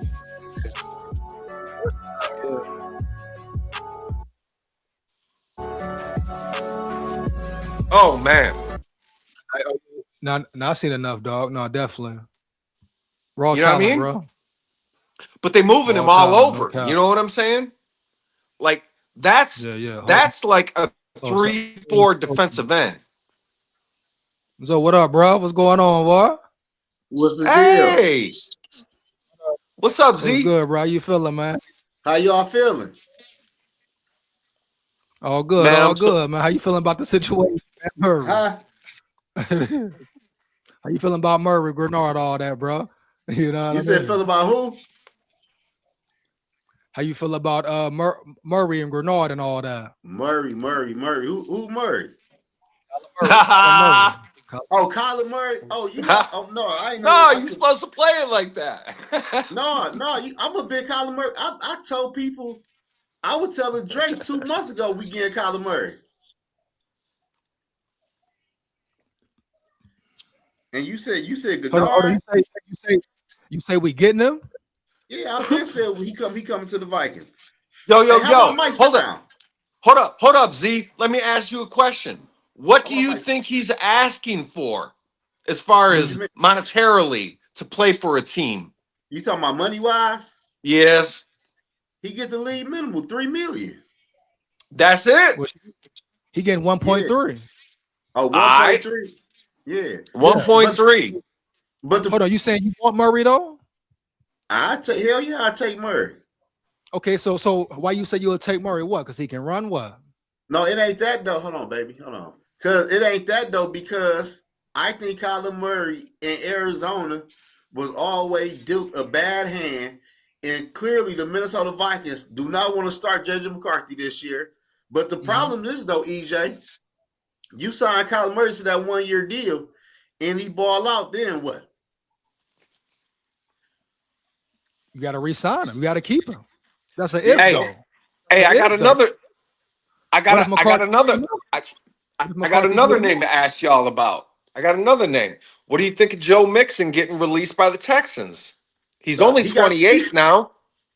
bro, Joe Mixon. Oh, running the back? running back. He injury prone now, bro. He We got breaking enough down. running back. We got a good running back room, Holmes. Yeah, we could draft one of them. Draft All right. or you can just keep Chandler, Scott, and Mason. You got a three-headed monster. I ain't gonna lie. I'm straight on Chandler, bro. I ain't gonna lie to you. I seen enough. But Chandler got to get in rhythm, Holmes. He can run the ball. They ain't giving him a chance for real. He ain't getting a real chance. I feel you, All right. EJ. I just see. I don't know. I don't know. But do Chandler like? Would you be happy with that running back room? Who? Would you be happy with Mason, Scott, and Chandler? I love it. Why Put him not in draft position. But why not draft a running back though? I mean, because you're not forced to draft one. Draft what you need. Draft what you need. You don't need a running back. But peep this though. Todd Chandler contract coming to an end, right? And Will Mason signed a 2-year deal. 2-year deal, yeah, 2 year. So his contract comes to the end too, though. I'm saying you can draft a running back, but you ain't gotta draft the best running back in the draft. You ain't gotta get Jeremiah Love at 18. That's dumb. I wouldn't do that knowing the way we run our offense. That'd be dumb. Right. And then Kyler Murray, Zoe, you had said he was dealt a bad hand. How you know KOC won't deal him a bad hand, Holmes? He probably will. No, I'm being real. But I'm just saying though. But look though, Kyler Murray, we know can make plays off script, and they might be good. So can McCarthy. So can McCarthy. Hey EJ, I'm 100% a JJ fan though, bro. But you know, and I know, and Dale know, they are not trying to roll in week 1 with JJ as the star quarterback, bro. Who? O'Connell? AZ no. bro in the building. I mean, KOC though. It's KOC. And that's my whole point. KOC has been lying. It's not about growth and development. It's about getting gone. He lied to us this year when he said, "I'm gonna run the football more" before the season started. All he do is lie. That's what I'm saying, bro. And he's never held accountable, Holmes. No, hell, we gonna point to soon if we sign Kyler Murray when the season flop. People go, "Oh, Kyler Murray was bad everywhere he went. He too short to play." KOC need he need a real quarterback. Like, who is the real quarterback for KOC? Yeah, bro. It got to be a certain way. He can't handle certain energy, dog. You know. But McCarthy's too much for him because McCarthy is a competitor, a real dog, bro. Telling you straight up, man. For real. Yeah, I don't know. How you feel about JG? Who? Jonathan Gennard? Yeah, we should keep him or sell him. Man, you get that 2nd round draft pick for Gennard. What? It's okay, honey. Get a broom. Don't cut your feet. Okay, so as far as this, so you're saying only if you get a 2nd, right? Not anything less, right? I might, but I've been hearing they can get a 1st or a 2nd. If you get a 2nd for Gennard, you gotta take that. Because at the end of the day, he is in Dallas Turner way. And we drafted Dallas Turner 2 years ago in the 1st round. And we gave draft capital. I want to see what DT can do. Like I told D Woods, bro, you can still see what DT can do. Let him battle. That's the whole point of it. Let him battle. Yeah, if he's the man for real, he'll beat out JG. I mean, Dallas Turner, he played better this year. He elevated, but we can't sit here and say for sure be convicted in saying he's better than Jonathan Grenard. No way, Holmes. No, to me, I'm not saying he's better. I will. It's just a point that to me. Why would you say that, D? Why would you say that? That Dallas Turner is better than Jonathan Grenard? Yeah. Bro, he's faster. He has cover. No. Hold on. He's faster physically. He's quicker physically. He has coverage skills. He got coverage skills. He Well, comes off the edge. sometimes. He might. The only aspect where Jonathan Grenard beats Dallas Turner at is bend. That's it. Bend. Yeah, bend coming around the corner. Pass rush moves, pass rush ability. Right, beats right. Bending the corner like Gumby. Yeah. But that's it. And Other than that, Dallas Turner in coverage is questionable as well. He must improve. I don't know. He's pretty dope. Great in coverage, dog. But EJ, let me ask you this though, EJ. You said let him compete, and that's cool. But if you can get a second to build your roster, why had Dallas Turner compete with somebody like Gennard and we draft him in the first round? Like, why do that though? Like if you can get a second for Gennard, why not get that second? But I mean, that's if you get a second, home. A second and what else, home? Shout out Dre in the building. I want a first. That's it. And it's no guarantee that fuck second that. gonna be Grenard. It's no guarantee that second gonna be Grenard, Holmes. No, it don't. No, it ain't about that. It's about you can What's it build about? depth. Like it's about building depth. Like if we get a second, we will have a first and 2 seconds. The first round pick, do what you do with that pick. Then the second round, you can get a center. You can do the opposite you did in the first round. You might get a tight end, a safety, a corner, a tackle. It's a lot of things you could do. Who's replacing Grenard though? Bo Richter? Dallas Turner. What you mean? I like Chambliss, bro. Who's backing up? Who's backing up Turner? Ain't the name Bo something? Gabe Murphy, Chambliss, Bo Richter. Where is Gabe and Bo Richter besides special team, Holmes? Okay. Oh boy. So they can't see the field because we got fucking Van Ginkel, Grenard, and Dallas Turner on the squad, bro. We ain't rocking forward. We ain't pulling motherfucking Van Ginkel, Grenard, or Turner to put in somebody that, well, let's see what he does. We already know what these motherfuckers is doing. You know what I mean? Make Dallas Turner take the number 1 spot and prove it. You get rid of Grenard next year. You just freed up 38.5 million. Shout out Jettas, who restructured his contract. Shout out Darrisaw, played fair ball. So you just freed up some money. So you got money to work with, dog. Now, if you get a crazy deal for Grenard, boom, it might make sense. But Grenard is an elite player, Holmes. You can't just replace Grenard. He's elite, bro. He ain't elite now. No, he's pressure rate. He is elite. He is elite. Pressure rate. We talking about pressure rate per sex. Pressure rate. The one that counts. Z. Bruh, that's the stat that counts is pressure rate. I don't care what nobody's saying. Grenard elite, bro. If he ain't elite, what is elite, dog? For real. Elite is a fucking Myles Garrett. It's slightly different level. He's still top 10, right? Yeah. Myles Garrett is like the highest paid defensive player in the league, man. I was just saying, that's elite shit. I'm just saying, Myles Garrett is great. Myles Garrett is great. But why you be wanting to take less, though, Zo? Every time you make a deal, you want to take less. So you could, because at the end of the day, bro, you got to look at everything. Gennard is what, 27, 28? How old is he? 28. That's it. What you mean? That's it. He's 28, right? Yeah. So he's 28. And we just see Daniil Hunter get paid $40 million. Gennard is looking for a new contract. If you trade for him, you would have to get that man a new contract. He's not about to play on $17 million for 2 years.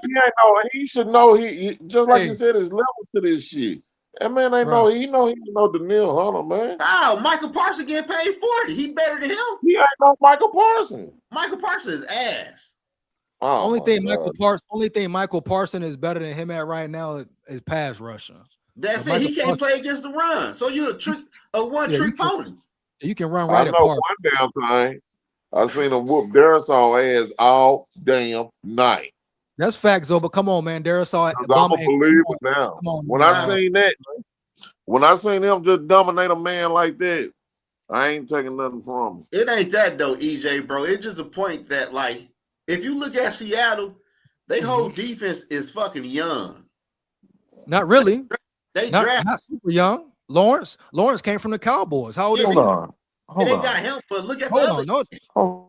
Number 99 is he's super. Well, he came over from where, the Giants. He's a vet or true vet. They ain't crazy young now. Now the secondary young. I'm not saying the whole defense is young. He was in a build. But the thing is though, EJ, we need to learn to get off of players and get draft picks and build a young roster with young players. Like what's the point? Like what the like? What's wrong with that? But my thing is, if we keep Jonathan Gennard, then DT is behind him. We the damn near wasted Dallas Turner whole rookie contract down there. Exactly. Exactly. What are you wasting, bro? You wasting back, rookie contract. Look. Think about this, EJ, from a structural standpoint. Look. No, you listen too, Dre. You already in a contract dispute with Jonathan Gennard. He want to be played top dollar for an edge rusher. Why would you waste Dallas Turner, whose contract is basically controlled because he on a rookie deal? When he get into his fifth-year option, he gonna be making $20 million. You gonna waste that shit? You can't do that. I just found out Gennard is talking about wanting more money. If that's the case, get him out of there. Yes, that's the whole thing. Why you want to get trading him? No, this is new. This is new news. No, that's not new. That's 4 days old, man. He's saying he wants market value. This is new news. Just happen. That's new to you. Hey, did we just resign? Did we just extend him last offseason? Like last year? 2 years ago. Van Ginkel got the extension. Okay. We signed him 2 years ago. Yeah, we signed him 2 years ago. But Ginkel got the extension. But EJ, that's why we're telling Dre, whoever trade for him is going to have. They got to pay him. They got to give him a new contract. EJ, what did I say at the end of the season? I said blow it all up. But look though, EJ, I gotta say that? One thing though, EJ. Did I say blow it all up? When you talking about the restructures, the players don't have nothing to do with the restructures unless they basically getting less money. The restructures that Darisaw and Jefferson got, they didn't even have to ask them for that. That was already baked into their contract. All they did was just move around. It don't matter whether it's banked in the contract or not, and we don't know the facts on that. We do know the facts. No, they don't have to accept it. They don't have to accept it. It ain't shit but a bonus, ain't it? Freed up 38 all it is, they don't have to accept it. They don't have to accept the restructure because all they're getting is just the more money up front. All they're doing is converting their base pay to a signing bonus for cap stuff. They don't have to call them for that. They don't even have to call their agent. So you giving them props. They did nothing. Bro, all they do is just say, "Well, I'm getting more money at the end of the day." That's it. Hold on, man. Read it. Look it up. When you do a simple restructure, you don't have to contact the player. The team can just do it. It ain't about that though, man. The whole point is we want to keep Gennard, we want to keep Addison, we want to keep Jefferson. Like, why we want to keep all these players and we can get the draft capital and see what we could do. But you're saying see what you can do when you got players in the building who can do shit right now, man, at a high level. What have we done? But what have we done? What had that got us? Is that the players' fault? It's been going on, 8 years? I'm just saying. Part of it still is the players, though. Part of it is players, and it's part of it is coaching. But look, you need to reset this roster, bro. You need to reset this roster. This is one of the oldest rosters in the NFL. You have to reset it, bro. You can't keep running it back. You gotta reset it now. The Texan just signed Daniil Hunter. The Texan just signed Daniil Hunter, Holmes. Your answer right there. What that mean? What they gotta do with us?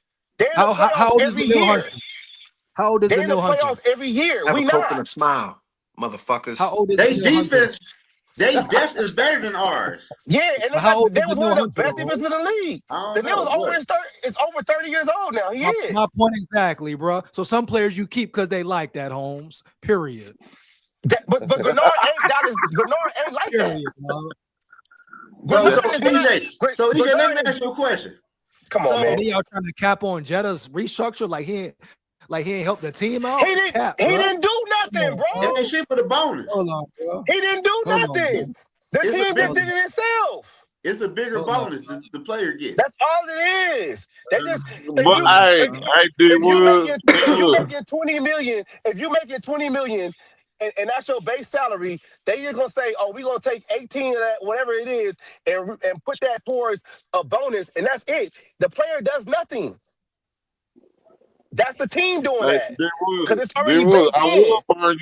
I will burn you up, but my homie died yesterday morning. I will burn you up. Dre, I don't think you can. Many has tried. You asked EJ, I've been waiting for your ass. I've been calling you out and everything. But Brownie died yesterday morning, and I'm mourning right now. Show your face then, D Woods. Show your face. I know my Show your face, brother. I know my football shit. Let's go. I don't back down to nothing. Let's go. We can go. It don't matter. I ain't ready right now, man. I'm mourning right now. I lost my dog. My dog died yesterday morning. My uncle hey, bro, you mourning. My uncle just passed away 2 days ago, and I'm still ready for the smoke. So I mean, I make no excuses. No. I just blew you up. I just blew you up off the get-go. I told you, EJ, what I tell him, I said, what I told you, EJ, at the end of the season. Hold on, Dre. Rest in peace to both of the dudes who passed away, though, bro. Yeah. Rest in peace. Yeah, thank you, EJ. No, I'm talking about, my three-legged pit bull, man. That's my neck. Oh, you talking about the dog? Oh, you talking about Brownie? Oh, yeah, Brownie gone, man. Oh, that works, though. That works, though. Oh, man. Man. Come on now. Come on now. What? Boy, man, that dog been through so much shit, boy. You just don't motherfucking know. God damn, we been through so much shit. Rest in peace, Brownie. No cap. Man. Yeah, that's my nizzle. But anyway, I tried to blow you, just kill you from the get-go. I said, blow the whole thing up at the end of the year. I said, blow it up. Did I not? Did I say that, EJ? Yeah, they should have done that 3 years ago too. Big facts. Did that 2 years ago? Yeah, no problem. They wouldn't have been situation they in right now. They'd have blown that shit up a long time ago. Yeah, especially now. Now ain't the time. Then when is it? Hey, man. I just thought of a question, and I would like to get y'all's opinion on this. So okay, so we just let go of Javon Hargrave and Jonathan Allen. Brian Flores, did he give the okay to bring those players in? That was his idea to bring those guys in. It wasn't. Hold on. You said it was? It was. That was Brian Flores. It wasn't Quasi. Quasi didn't want to sign those guys. I would think it would be, but bro. They said Quasi and Flores may have had a riff, homie. So maybe Flores didn't like those guys coming in. Period. No, it was no, bro. I already read the report that Dallas that Brian Flores wanted those two guys, and he went through Brzezinski to get what he wanted, and that's what he got. Hey, cuz, yo. So hold up. So then to couple that question with Hargrave leaving and tossing shade on Flores, saying that Flores' system is not designed for a defensive tackle to get pressure on the quarterback. Do your job. Redmond did. Hold on. Time out. He would say, what you call it, defense wasn't all that. On top of all it. Brian Flores' defense was all in with lack of talent. What are we talking about here? He said we wasn't that. But my point is that comment would coincide with Flores not giving the okay for that now. That's what I'm saying. Why in the fuck would you talk shit about the guy who last year just gave the biggest payday of your life? Man, they don't give a fuck about that shit. I just think it's all bullshit on the Hargrave front, because he can talk about not getting to the quarterback, but Redmond was able to get to the quarterback. So what's your problem? Exactly. I don't get that. It is what it is. The biggest mistake they made last year, I would say, on the D line was letting Harrison Phillips go because that run defense was trash this year. Like Well, hold on, D. Wiz. that was it. The run defense wasn't great the year before. They got Yeah. gashed the year No, before. it was. We were second in the league. We the were year straight. before. Hold We on. were At a straight. certain point in time, and But against top that was scheme. But that was against scheme. top Russian teams, we weren't second best against top Russian teams. Facts. We got Facts, gashed DJ. by teams, bro. Facts. Heavy. We Okay, got so gashed. what happened? So what happened against Pittsburgh? He's at a third string Yo, quarterback. run dude through your just got D-line. traded to the Ravens. Max Who? Crosby just got traded to the Ravens. No, he That's didn't. what's up. That's No, he what's up. did. No, he No, he did. did. Damn, I Crosby. swear to God, I what's just up. read it. That's what's up, Baltimore. Hey, come on, Crosby, dog. That's what's up. Good looking, Crosby. That was There a you big go. difference right there. That's That's a a good But I'm spot. just trying to make sense. I'm just Ooh, trying they to gave make us 2 sense firsts. of signing Ooh. two top defensive tackles in free agency, and a year later you're cutting them. Like Because what Dale- the fuck? Yo, where you see that, bro? I don't see no Max Crosby shit popping up. Hey, Dale. Yeah, I see it right Dale. now. Yeah. Hey, They Dale, gave you us gotta, 2 first hey, picks. Dale, I'm talking to Dale. Dale, you got to understand, though, too, with the signing, both of those guys were cut. So it didn't affect the compensatory pick formula, too. So you have to throw that in there on why they got signed also. Because We're of talking the about Hargrave compensatory and Allen? picks. Are we talking about Hargrave and Allen? Hargrave and Allen both were cut last year. So when you sign a cut player in We free still agency, paid them motherfuckers yeah, though. but what I'm Right. saying is it doesn't affect the compensatory pick. So Ooh, because they were cut. Yeah, That can be a factor also. that has nothing to do with the price of tea in China. We signed them motherfuckers to big contracts. They So ain't what- play good, bro. What you mean? They Well, ain't play I don't think good. so. Understand that. I understand that. Flores Dale, you asked what led up to them signing them or whatever. So I'm giving you a different example. Uh-huh. Both of those two guys were cut. It could be a possibility that they signed those two guys because they weren't going to affect the compensatory pick formula, which is a big deal. Because we got like But 3 it's compensatory still- picks this year.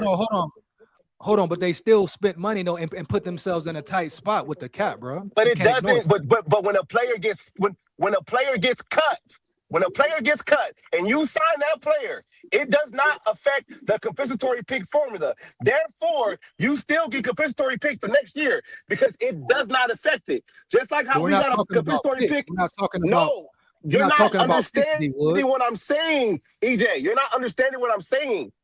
Dale asked the question, why would they sign these two guys? Because they got cut last year. And by signing those two guys, not signing anybody else, it does not affect the compensatory pick formula. It makes a difference in the front D-Wood, office you're for talking shit like about that. picks, Holmes. We're talking about cap space, dog. They my God, affected cap space. I'm telling you what happened, bro. I'm sitting You're there not telling me you. nothing, Holmes. I'm telling you what factors were. I'm telling you what the factors were. The fact is they took up space in the salary cap, which is why they're gone now. Bro, I get that. I'm bro. answering Dale's question. Dale asked the question, why would they sign those players? And I'm answering his question because they Dale, both were Dale, cut. Why would they sign Dale, them and then a year later cut them after signing them to a big contract? And I'm That's my telling question. you, because they can do that because it doesn't affect the compensatory pick formula. Right now, the Vikings have multiple compensatory picks for Sam Darnold and for other guys that was on the Cam Bynum. When you get cut, it doesn't affect it. Even no matter how much you pay them, it doesn't matter. And you can still move up for those guys because they were cut the year before. That's why I keep asking. You have to understand roster construction. It's a whole lot nuance to this shit. So that doesn't count against the cap. So they don't count against the cap. No, is what you're they saying. do count against. Yeah, They bro. do count Well, against yeah, the that's cap. what I'm saying. That's what I'm saying. You're saying, right? Oh God, my God, oh my God, oh my Man, God. you just ain't understand. Get rid of these folks, man. Oh my God, Dale, you asked the question. You said why would they sign these two guys and then cut them the next year? My answer to your question was one of the things that could have benefited for them actually signing those guys to whatever contract that they did is because they were cut the year before and they didn't affect the compensatory pick formula going forward. I A didn't say compensatory anything. pick formula I for didn't. them. So you're saying they got picks for them? No, No. that's not how it works. How it works is this: if a player gets cut and you sign that player, it doesn't affect the Vikings compensatory pick formula, right? Okay. Because how the compensatory pick formulas works is you get compensatory picks for what you lost, right? The Vikings lost a starting quarterback and a starting safety last year, right? So if you sign players that were cut, it doesn't affect that formula because those players were cut from another team. If they go out and they sign somebody else that's just a free agent, that affects the compensatory pick formula. Like Eric Wilson, for example, he didn't get cut by the Packers. He just contract Bro, just didn't go. So I'm just we answering the understand that. question. No, We you don't. understand that, but Dell was talking about why bring them in and waste money on them, and they didn't give you nothing for real. Because it didn't affect the compensatory pick formula. But it still affected them negatively in the cap, though. Yeah, but they look at it differently because they were trying to get multiple third-round picks for the guys that they left. Look at what differently. You lost money. You tighten the cap. You can't look at it differently, Holmes. Let me look up their contracts real quick. Yeah, look it up, bro. I don't think you get it, EJ. No, I understand. What I'm saying, bro. I don't think you're getting it. I give up. I give up. Hey, Let me get my pickup. JG stay in the building. I give up. All right, check this new motherfucker I got, EJ. Who that? What's that? What kind of dog is that? A full-blooded German Shepherd. My homeboy gave it to me. He said, right after I left the dog hospital. My dog, he said, man, here goes. Hey, I'm going to make some money out that bad motherfucker. I'm going to make some money out of her bad ass. Hey, JD said Hargrave and Allen should be in jail for robbery. Oh, man. But look, hey, they gone right now. It's old news. All we got to do is cut Hawkinson. And the Baltimore Ravens new head coach is a hard ball. Those say back in the building. Hey, final thoughts, bro. I'm finna finish up this live. Get up out of here. But final thoughts, man. Hey, y'all stay up, man. Be easy, bro. All right, but hold it down, bro. Hey, good looking, EJ. All right, for sure, man. I'll let y'all later, man. All right. Yo, peace. All right, Dale, hold it down, bro.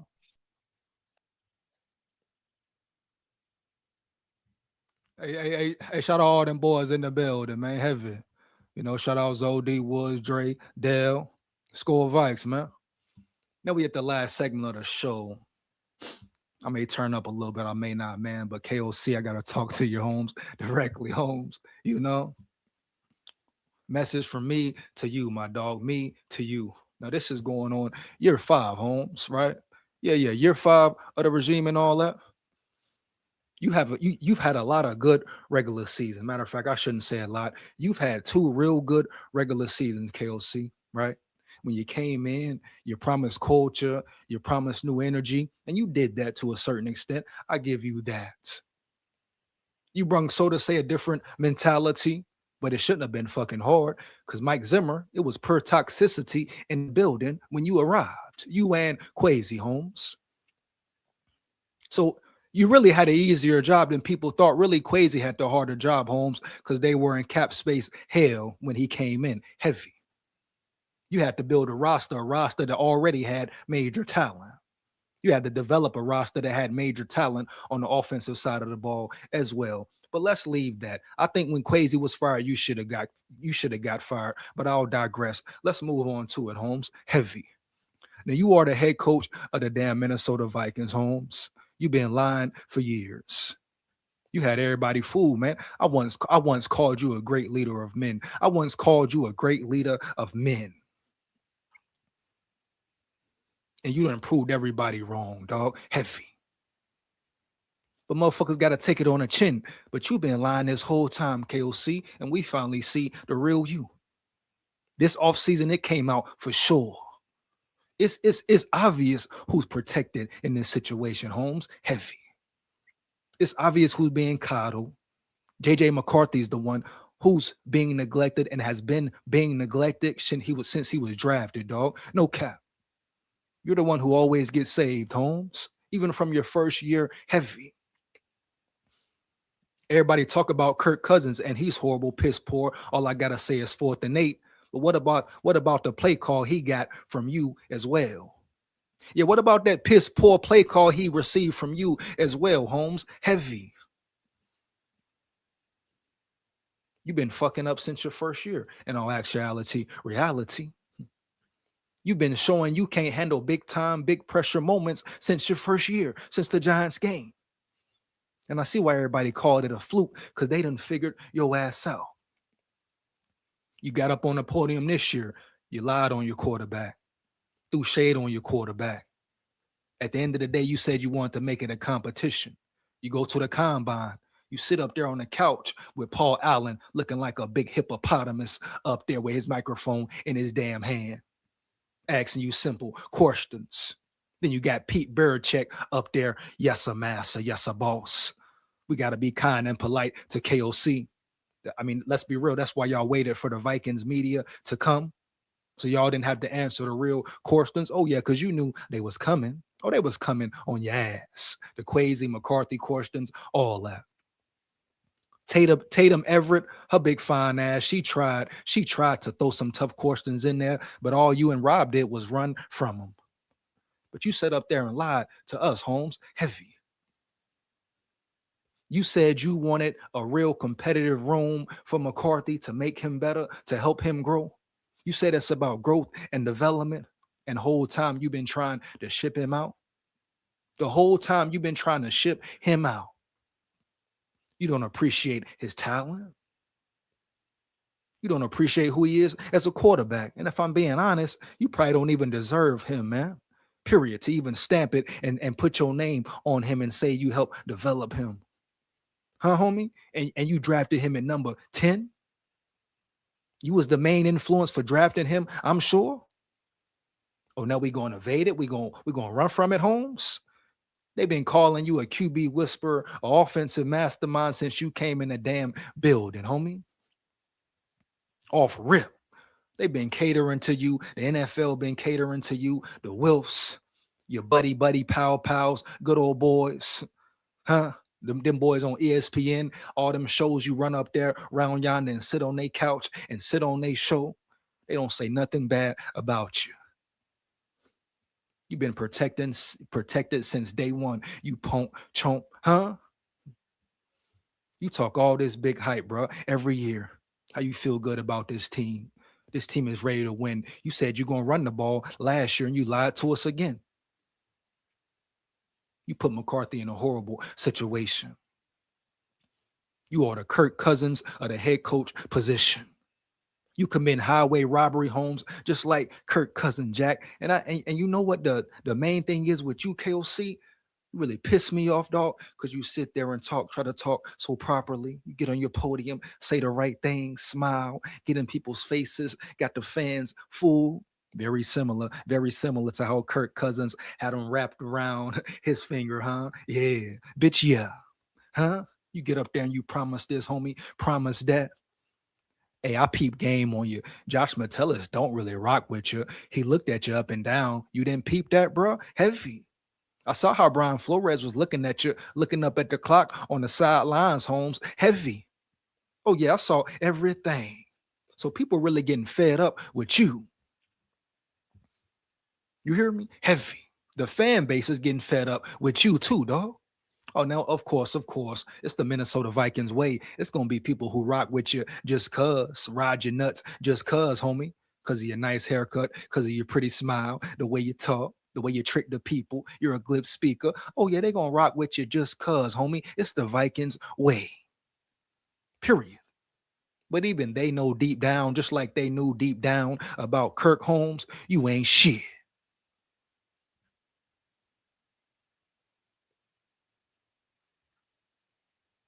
You jive turkey punk chump. And everybody been riding your nuts. The fans, the media, content creators, all at Holmes. Heavy, dog. Period. When you gonna prove it, boy? When you gonna do something, boy? Yeah, that's my question to you. When you gonna coach 4 quarters, dog? They talking about get rid of JG, homie. Get rid of your punk ass, Holmes. Heavy. Right now. I repeat, right now. Immediately, dog. Quickly and swiftly. Boom. Out the door, out the building. When you gonna give us 4 quarters of good football, KOC? You ain't done it yet. You hear me? Heavy. And you winning coach of the year awards. Everybody talking about, oh, KOC's in the hot seat. How we know? What make you think he in the hot seat for real, Holmes? What makes you so sure? What information can you lean on? Who said it? Who the pappy? I the pappy. Rest in peace, Burning Mac, man. Legend forever. You hear me? Heavy, dog. No cap, though. But who said? Fucking phone, bro. Oh man. but who said, who certified that? Who stamped that and said KOC is in a hot seat? All they do is protect the man. So who says he's in a hot seat for real, dog? No cap. Yeah, we shall see. I repeat, we shall see. But on the flip side, KOC, I'm rooting for you, Holmes. I really want to see you perform well. I want to see you win. I ain't going to sit here and lie. Do I like you being a head coach? Hell to the no. But we stuck with you. I got to rock and roll with you. I got to lock in with you. So no matter how it may go, no matter how much bullshit you feed the people, hey, bro, I want to see you win. I want to see you turn it around. That's just the real Vikings fan in me. You hear me? Heavy, the biggest. Yeah. But you have set no standard. No damn standard, homie. Heavy. You get up in there in the little pressers and after game talks. You try to sound like Saban and all that. You ain't Saban, homie. You ain't Saban at all, Holmes. No cap. Put up or shut up, KOC. Put up or shut up, dog. But I want you to make a playoff run. I want your team to make a playoff run. Really, fuck you. I'm rooting for them boys. Really, fuck you. I'm rooting for them boys and them Jettas and them Addison and them JG and them Van Ginkel and them, all that. Dallas Turner, all them, Jalen Redmond and all them. I'm really rocking with the boys in the building, man. You know. But I got a certain level of respect for you. And at the end of the day, I don't want to see you fail. I don't like the talks of you being piss poor. Having to hear the whole world say how bad you is. That you one big hype, bro. That you really a snake. And you for damn sure ain't no QB whisper. Motherfuckers get tired of hearing the Vikings being the laughing stock of the league, man. You know, really though, if I'm being honest with it, man, a motherfucker get tired of the Vikings being the laughing stock of the league, Holmes. Heavy.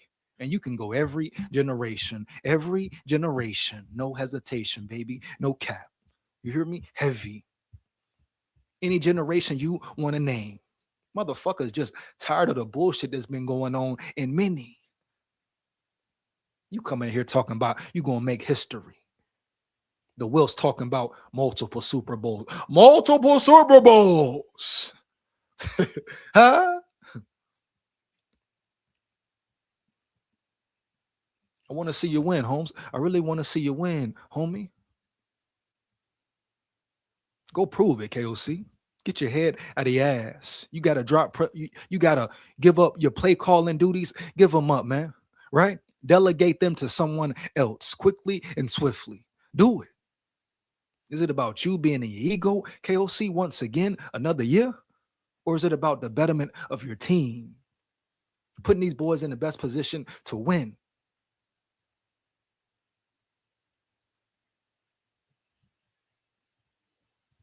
Prove it, dog. Prove it in the draft since you got so much say. Prove it at OTAs. Prove it with McCarthy. Develop him, right? And prove it in the regular season and prove it in the playoffs, homie. Heavy. Everybody you saying you on the hot seat, your ass should be out the door if I had the choice. You would have left with Quasi, baby. No cap. We talking about hot seat. Man, you should be burning, homie. Heavy. You shouldn't be able to feel comfortable in your seat, in your chair. You should be walking on eggshells around that bitch. You failed for years, KOC. Not one playoff win. Everybody just been taking on the damn chin.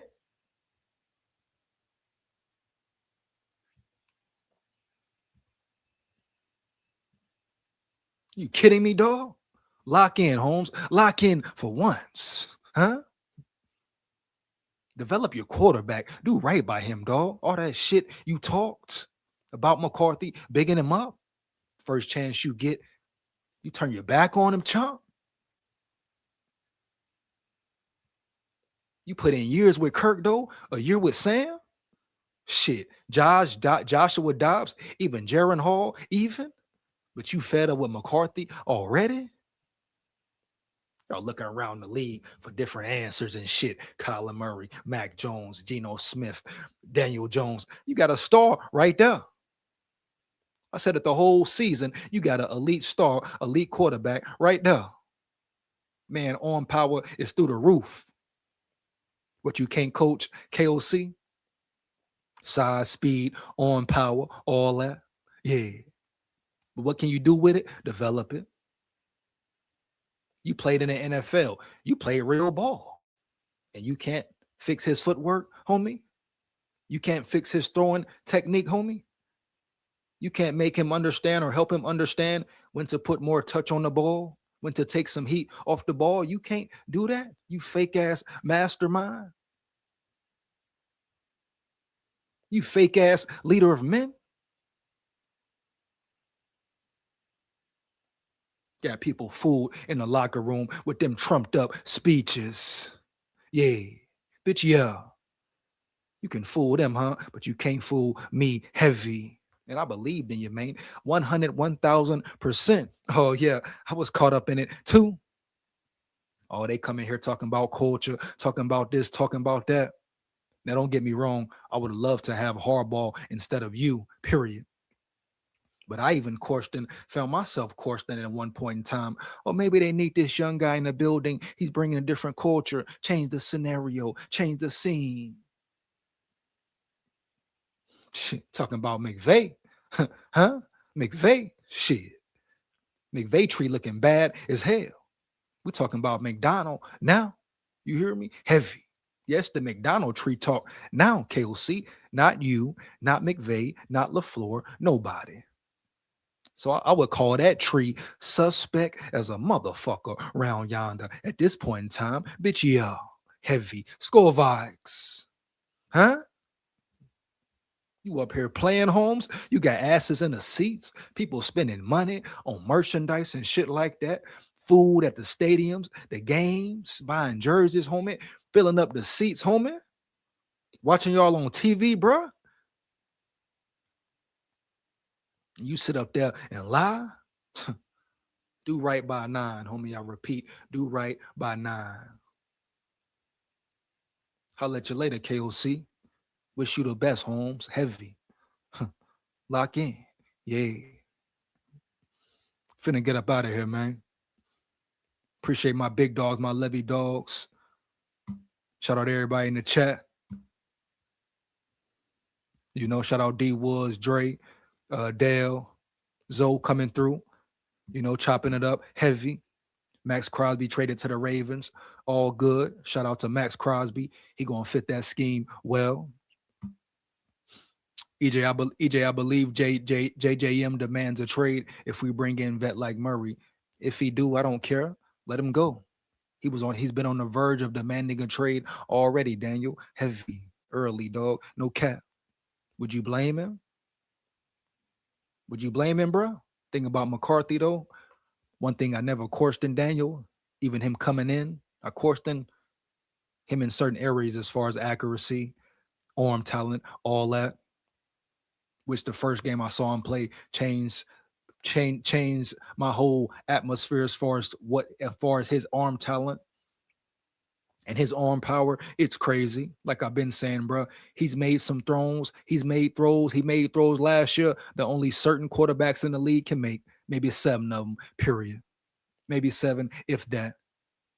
All pro throws, elite quarterback throws, top 5 quarterback, top 3 quarterback in the league throws. And y'all ignore that. don't want to appreciate it, and you take that for granted. And you talking to me about a Kyler Murray, a Geno Smith, homie. What? Keep the what and take the what? Give him a fair chance, bro. Give him a fair chance.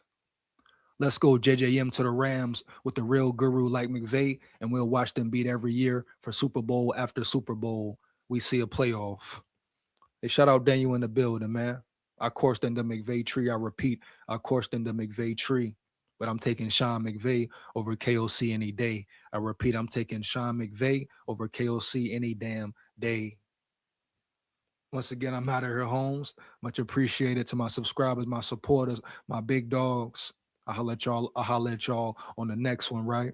Make sure you like, comment, and subscribe. Hit that bell. When you come in the chat, always like it up. Support the grind. Support the channel.